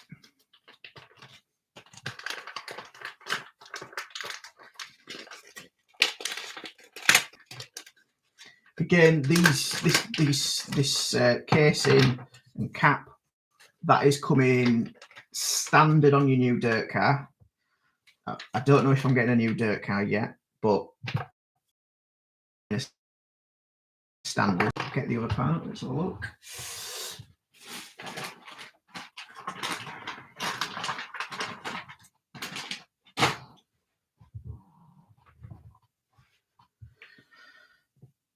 Yeah, so that's your standard.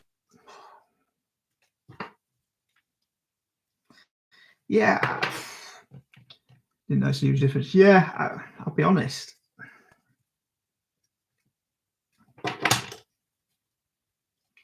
It is a little bit stiffer.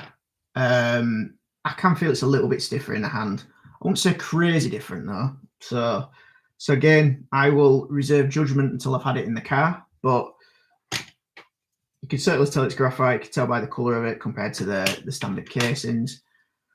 Yeah, it doesn't feel stiff as I expected it to be. I'm not going to lie, but it's definitely stiffer than the standard plastic. So yeah.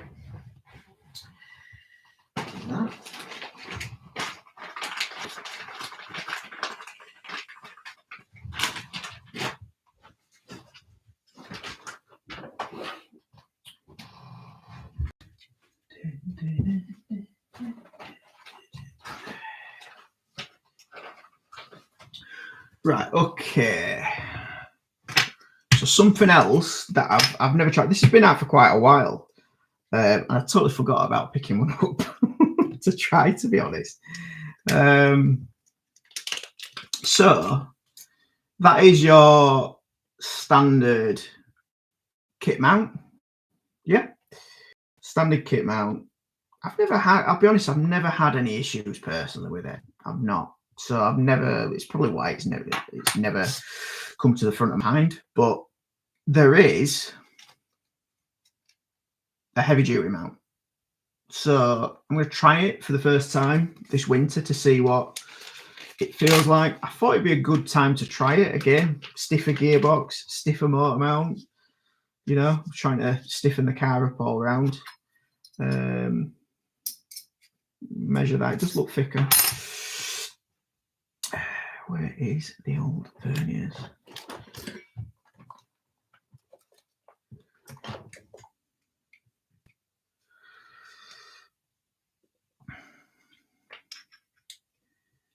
So that is 3.5 mil. 3.5 mil. So where is it then? So they must have. Right, okay. That makes sense. So it's beefed up. Yeah, it's been beefed up around this area here to make it have less flex.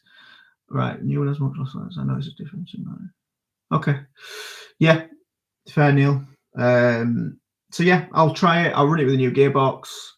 Again, I've never got around to buying one, so I'll give it a whirl. It's a nice piece, really nicely machined. Not that the standard one isn't. Yeah, look forward to trying that one out. So what we'll do is I'll actually put that on the gearbox while we're here.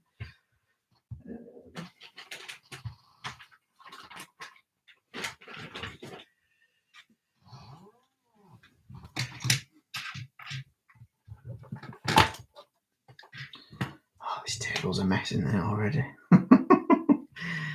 Maybe we should put some tools on the side. I'm a messy worker, guys. If anybody sees my pit table when it comes to packing up to go home, it's always an absolute mess. So what was actually right? Okay, cycles.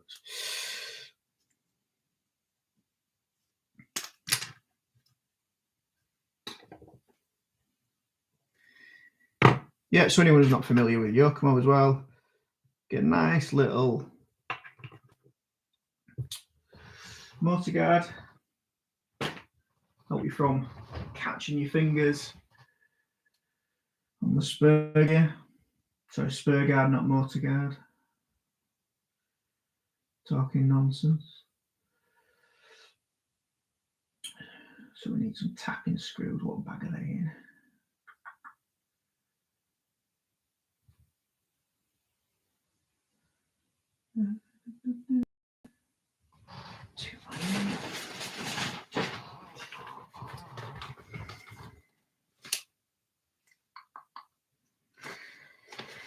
Bang, number 14.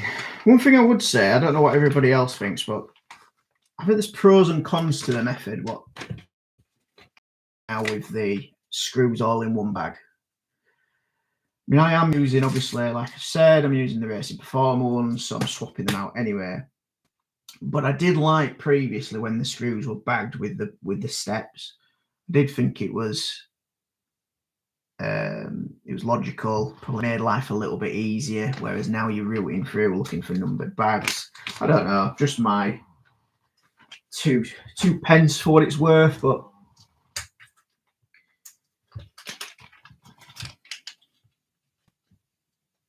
it's not the end of the world. But we wouldn't be Yorkshire folk if we didn't like to have a complaint every now and again, would we? Okay. So 1.5.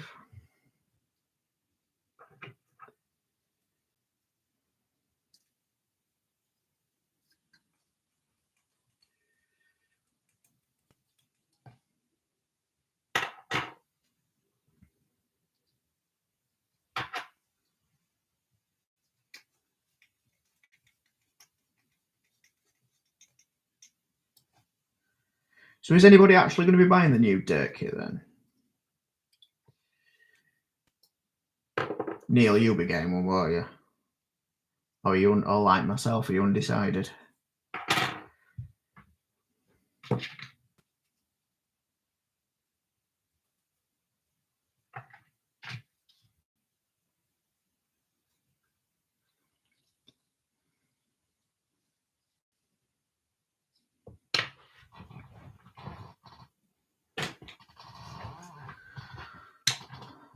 Okay, then let's screw it into place.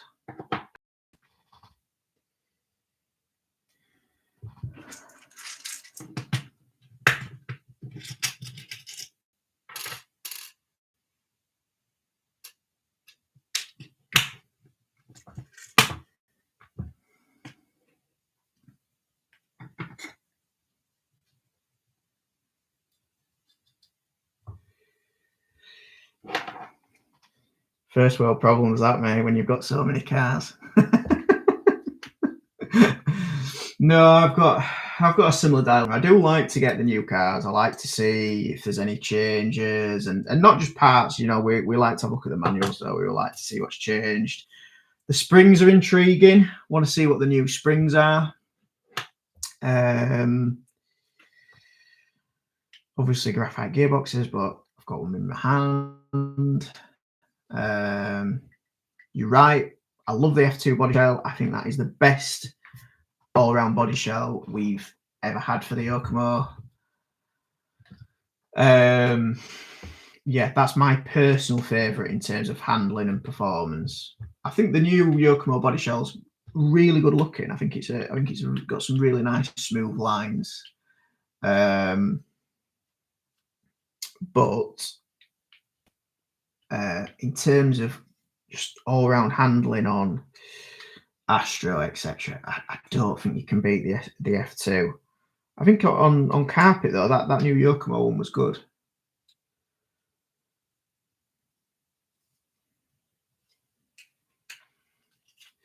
Yeah, next outdoor season, not a bad shout, Pete. Not a bad shout at all. That obviously ball diff. That's what we're going to want into it. Although I've got so many ball diffs. I think I'm about 6 ball diffs, so I'm not short of ball diffs. So it probably seemed crazy to buy for me to buy a car just for ball diff, but maybe I could justify it. Maybe.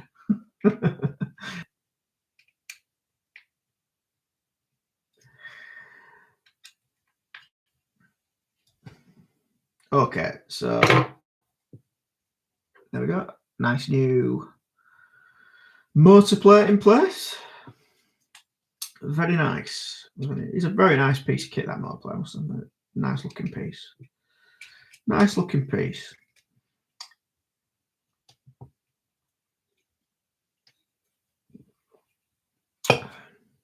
Right, let's get the idler. What time are we on? 10:30. I'll tell you what we'll do. I will get the gearbox case all together, and then I think we'll call it a draw for tonight. I think. So been on for a couple of hours, but if everybody's enjoyed it, I'm certainly happy to do another part and continue the build and get onto gear diff and shocks, etc. Show you how I build those. So yeah, if everybody's enjoyed it, happy to do another one, and yeah, keep talking. Okay.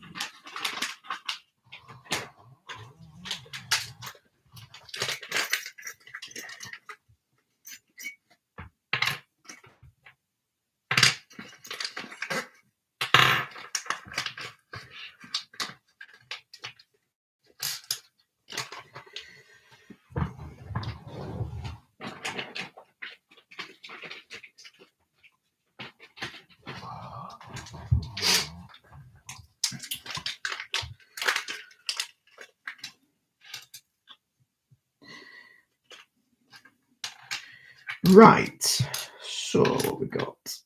Yeah, we won't need them tonight because that's for the diff. To one side, get rid of that. Okay, so I'll give you another little tip that I like to do. Peter, you might want your Tipex out for this one. But what I like to do is I like to mark the inside of the gearbox case. So again, if I get where I put the Sharpie, it's here. I like to just put a little mark. No matter which side of the gearbox case, I'll put that side. I like to put a little mark then on one side of the idler.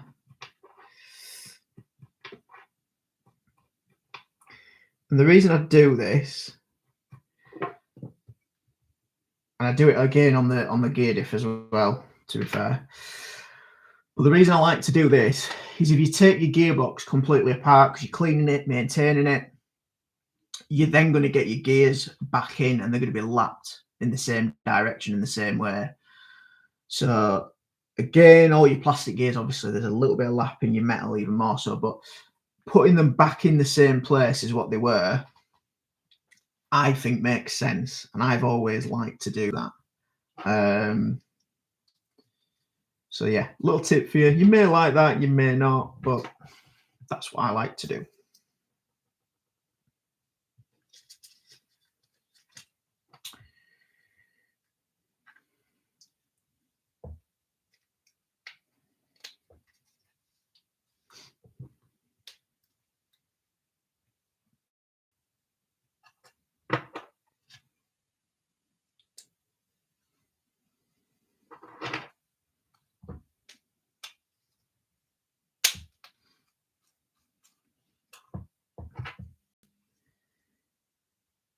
Yeah, so nothing special. Obviously, you can see marks that. There's marks on the inside of there. Put it in. Yeah, like Neil says, pen's good as well. Just again, when you've lapped those gears in, you want to keep in the same direction, really, in an ideal world.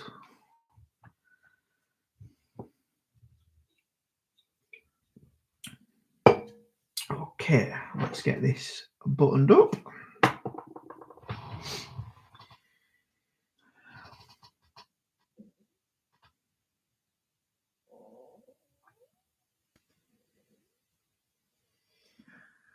I can never, do you know something? I can never remember the screw size on the gearbox. So it's 10 and 8. There we go. I could never remember.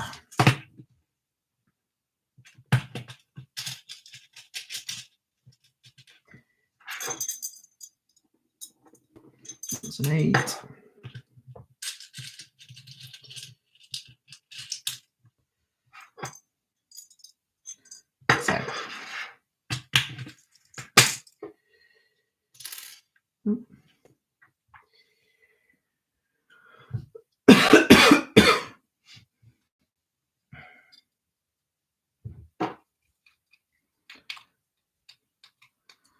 Put these through. To be fair, it does feel a bit stiffer on the screws, Neil, doesn't it? On the casing, when you're putting the screws in, you can tell a little bit more than what you can on the standard. To be fair, just feel plastic does definitely feel hard, so it's going to be a bit nicer to work on. If even if there isn't any massive performance gain, shall we say, definitely feels a little bit nicer to work on in terms of screws in and out. Not quite as fragile, which is nice. There you go. Spins lovely, usual Yokomo quality. Nothing wrong with the bearings. I didn't mention that actually earlier. We've only really done the little small steering bell crank bearings, but I personally don't do anything with the bearings. I think the grease in them, I think they run quite nicely, especially for running modified. I appreciate if you're in the States or somewhere like that and you're running stock, you might want to start messing about with bearings and taking out the grease, replacing with oil, but not for me. I have hardly enough time as it is on my hands to strip the cars as much as I would like without messing about with bearings. So yeah, keep them there. Right, I'll tell you what we will put on as well. Yeah, in terms of the grease on the gears, we're probably not going to get to that today because I won't get the gear diff in. I quite like this stuff. I've tried it. It's not free for me. I've paid for it. It doesn't fling off. I run a very, very light coating of it because it's quite nasty stuff in a way, to be honest, to get on your hands. So just run a really, really thin coat of it. And again, just keeps the gears lubricated. What I like to do is I put a little dollop on when we get to a point where the gear diff's in. And I'll probably do 10 revolutions, really get that grease to have run round all the idler, the top shaft, and the gear diff, and then I'll take the cap back off and have a look and to see if there's any little dry spots. And again, I'll apply the smallest amount possible. You don't want to go crazy when you're applying your grease because it always manages to clog and find the corners of the gearbox case. It just does. And when you come to taking it apart, you will hate yourself for it if you've been a bit too manic with the grease. Lithium grease, like Neil says, is also fine as well. Again, it's just a little bit of lubrication on the gears just to help them out a little bit, just to soften obviously the stress that they're under, keep them smooth. Okay, right. I'll tell you what we'll also get out.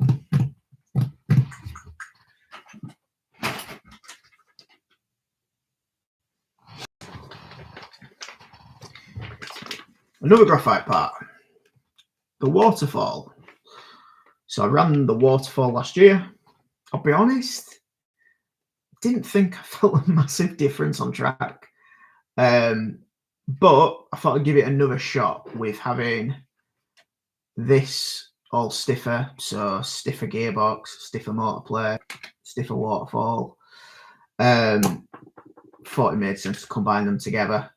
You do get a few different parts in here as well. I'm only interested in the waterfall and the roll bar mount personally because I'm running the wheel speed towers, which Camberlink mounts onto the shock tower, obviously on that. But again, all of the parts in this are graphite, so I can show you. So you get your rear brace, which holds your Camberlink mount. You do actually get a Camberlink mount in graphite as well. That's probably quite useful, to be fair. That might not be a bad upgrade for some people on it, in fairness. Although the only issue is you only get the one hole with the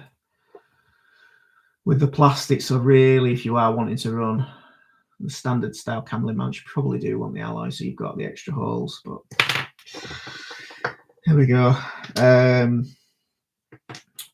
Nick that.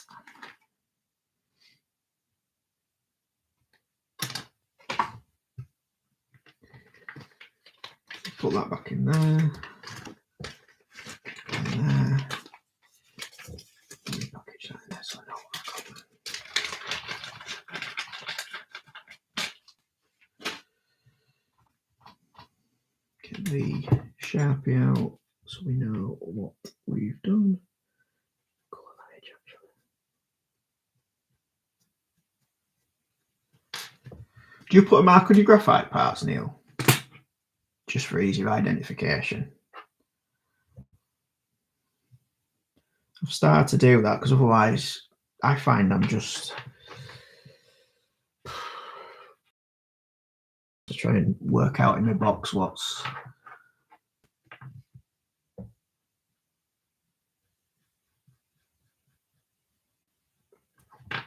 no. Well, there you go. So it's worth tuning in after all. For giving you one tip if I don't give you anything else.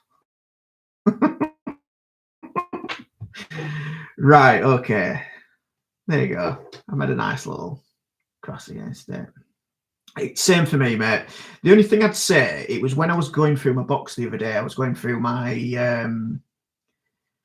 spares box and I was looking and thinking, is that a graphite spare? Is that a...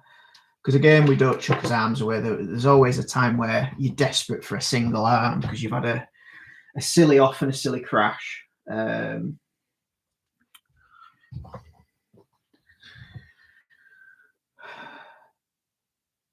Motor, sorry, not motor. Or motor, wouldn't it? Fan.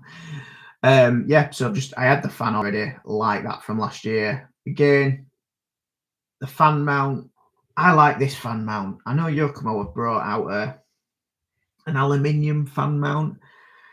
I personally don't like the idea of hacking up body shells to fit a fan mount and expose the expose more fibers so it can get sucked up by the fan. That's just my personal opinion. Also, it's in the kit. It does a job. I don't know. That's my opinion for what it's worth, but it's a nice piece of aluminium. At first, it looked very pretty, and I was tempted to pick it up. But actually, when I looked at the instructions and saw what you had to hack your body shell up, etc., I soon changed my mind. To be fair, has anybody actually tried it?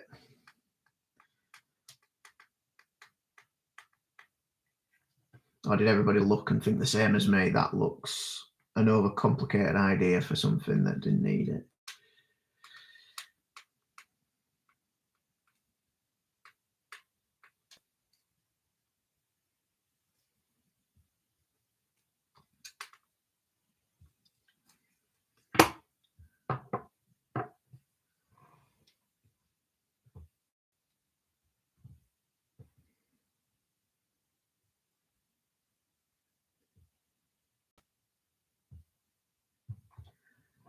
Yeah, I think you thought the same as me. I think we both looked at it in the shop, didn't we? And went, I'll give that a swerve.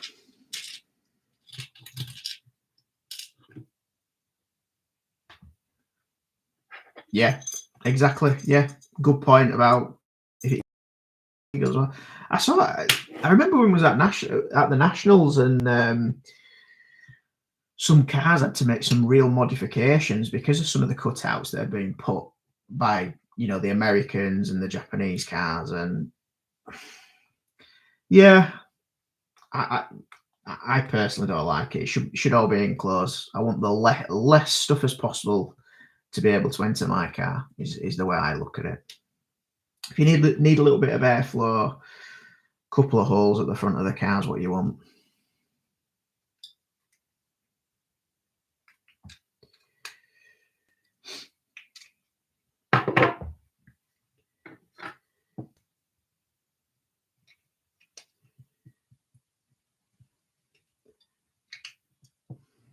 On the B7, Neil.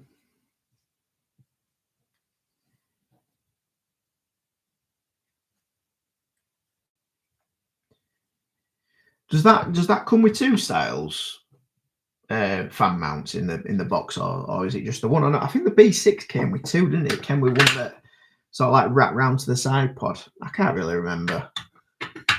Never done one, have I? So unlike some Judas.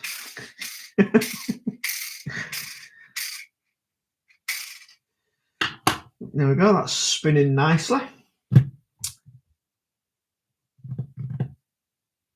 An angled one. Yeah.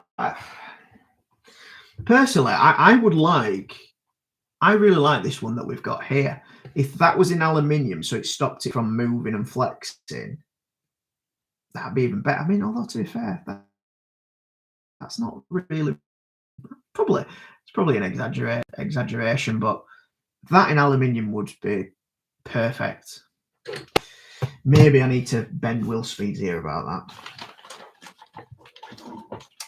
Again, Mark, are you still with us?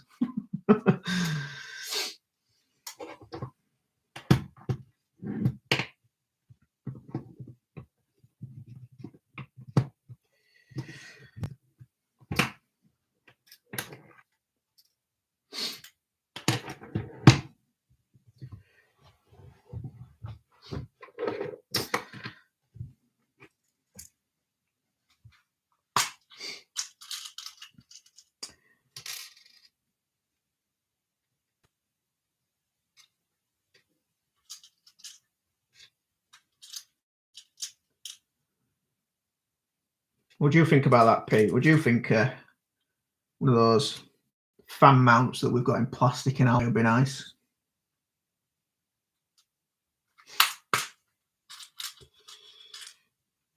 Might help save the fans a little bit more as well.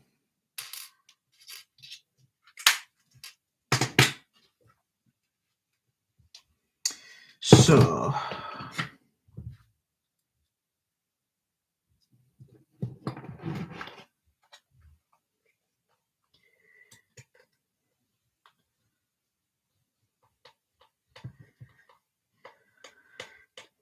screw this in, and I think that'll be me for tonight, guys.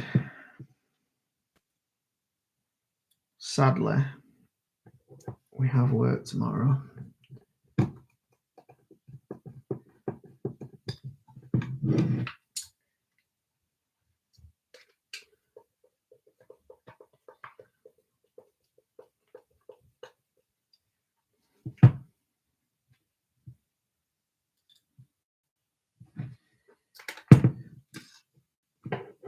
No, totally agree on the UJ. Totally agree. Be a nice tuning option, and it's shown that it can be done with, you know, JC Racing bringing out that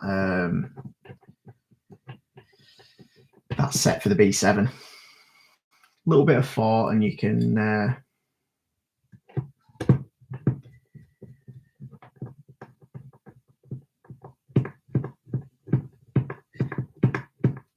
I actually tried it, UJs, when I did a little bit of ape scale. It's quite. I don't know if any of you guys have ever tried them before, but it's quite amazing the difference that they make. They're so much freer than what the bind of the CVD does. But again, CVDs are always going to have a place.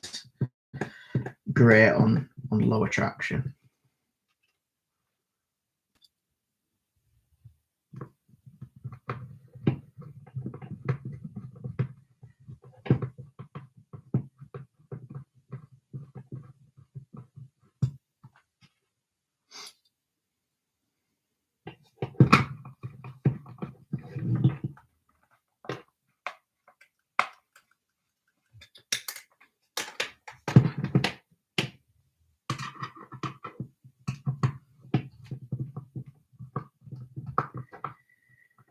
You'll notice I'm not even getting the Hitachi out for these ones, because as much as that graphite casing does feel way more substantial, I don't want to over crank it at this stage. That is for sure. So we're just going to nicely nip it up.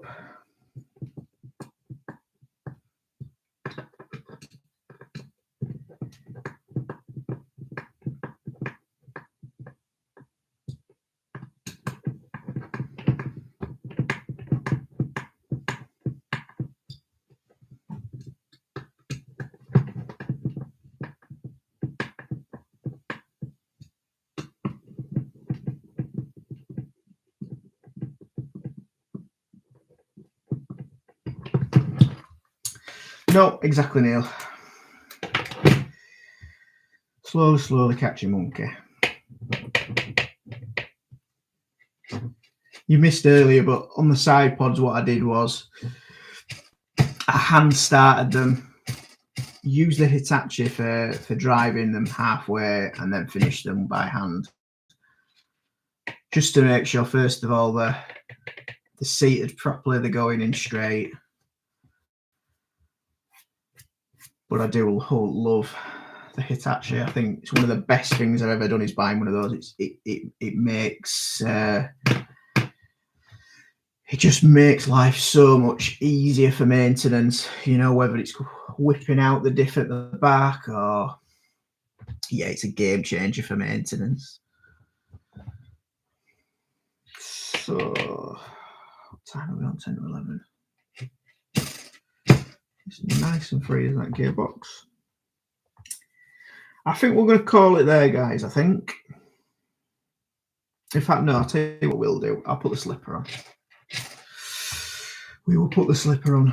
As soon as I've got the nut and everything out. Will I do a part 2?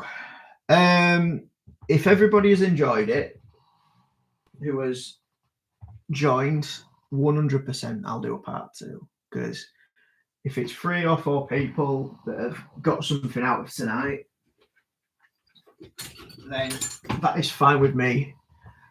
Keeps me company. Prattling on to you guys. Because I'd only be building it in like I am now on my own, so it doesn't make much difference to me. Yeah, people can watch it back. that's one of the reasons we chose YouTube. I could have just done it straight off of Facebook Live. May have got 1 or 2 more views because people, when they're scrolling, would see something happening. But that's the main reason I sort of chose YouTube, is the fact that we can, you know, we can point people in a direction when it comes for somebody building a car. Exactly right. Spring, slipper spring. So for people, make sure you compress that before you put your slipper in. Make sure you compress it a few times with some pliers.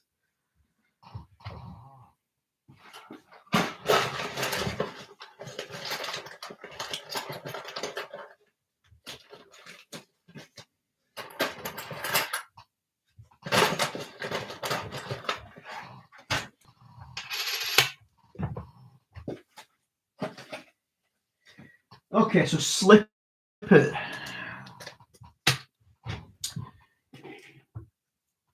I have been a convert with with the slipper. I think for a long time, I was a firm believer in running 2-plate slipper and running the vented plate each side. And to be honest with you, if you're not quite sure how you should be setting a slipper, I think it's the easiest one to choose. The vents will make sure that it keeps, you know, it stays consistent because it's vented, to you know, not overheating. But when I tried the free pad, which is this little fella, I have to say I was very impressed. I tried one of the original free pads. Neil will remember this, and it had like an aluminium casing. I wasn't very impressed with that one. But when this came out, and it's essentially a 4-wheel drive part, is this? It works really, really well. You can really fine tune and adjust your slipper, so you know how much slip, the bite, etc. And also it dissipates a little bit of heat, I think, better as well. So it keeps the slipper clutch. It just keeps the slipper so consistent. You know, Astro, it was brilliant on dry Astro. Carpet last season, it was the same. Yeah, I've been convinced. Yeah, it was a 2-part slipper. Yeah, much bigger housing. I didn't like that one. And yeah, I've been I'm a convert. So I've started running these on a lot of my cars. The only downside is your slipper pads come in pairs, so you end up having a spare pad when you replace them, etc. So you end up having to buy 2 pads. But yeah, I really like them. Just fine tuning the slipper keeps it cooler. You don't get any slipper fade. Yeah, it's bang on the money. It's what I would recommend. And again, you pair it with the vented plate on the inside. It's even better at cooling. It's the ultimate combo for your carpet racing, is what I would say.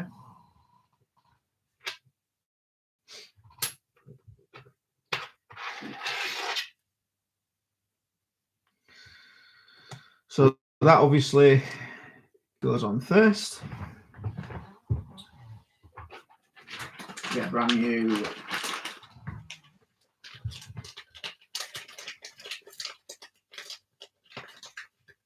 spur gear. It's obviously got a pad stuck in it to be awkward. It would have.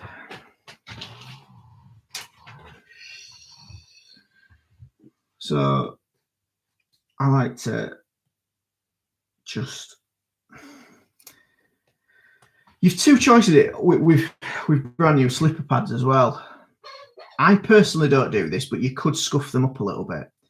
I always like to let them bed in naturally, and again, you can scuff them later on when they start to glaze. That is again an option. I personally don't do that, but again, there's no right and wrongs here. It's down to personal preference. But some people like to scuff them up a little bit. You've always going to have on this inside, it's going to be reusable.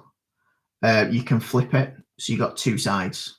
So the outside pad and the inside pad, you're always going to get two real clean surfaces that you can reuse. And I do think on most 10 scale cars, this is one of the most neglected areas, is probably the slipper clutch. I've seen so many cars where you talk to the owner, and the slipper is literally, it's been built left, never had a pair of pads. And the other thing, which I think is one of the most crucial parts of it, is the nut, the lock nut and the spring. They've been on and off so many times, and they've never ever replaced them. It's still the original. Well, the thread will, the lock and the thread will go in it, and that is something that the nut and spring, I always make sure that I've got one or two spares of those in my in my spares, because for the price of what they are, £2 or £3, it's not worth having a DNF for a thread coming loose on a nut. That's just my opinion. And also, you put that brand new spring on, it's not lost its tension. It's keeping the slip consistent. So again, something that I always recommend is having one or two of that little pack there. So those three parts, spring, nut, and the little retainer. So yeah, I always recommend having them. And it's one of them, bizarrely, people laugh, it's one of the most frequently changed parts I do on my car, is that I've just seen it happen so many times for people where, they've overheated the spur or whatever it is with the slipper, the nut starts to then lose its nylock, and disaster area. And also, to be fair, if you're running that nut on and off that shaft, you're wearing the nylock out. So yeah, that is one of my recommendations, is that. Yeah, so that's your free pad for anybody that's not seen one.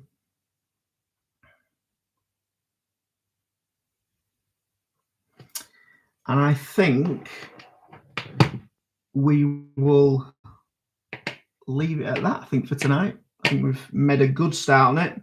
Again, if everybody's enjoyed it, I'll certainly look to do a part 2 and look to get this finished up. We made a good start. What we got? We got the C hubs, rear hubs, diff to do, shocks, and then everybody's favourite, the turnbuckles.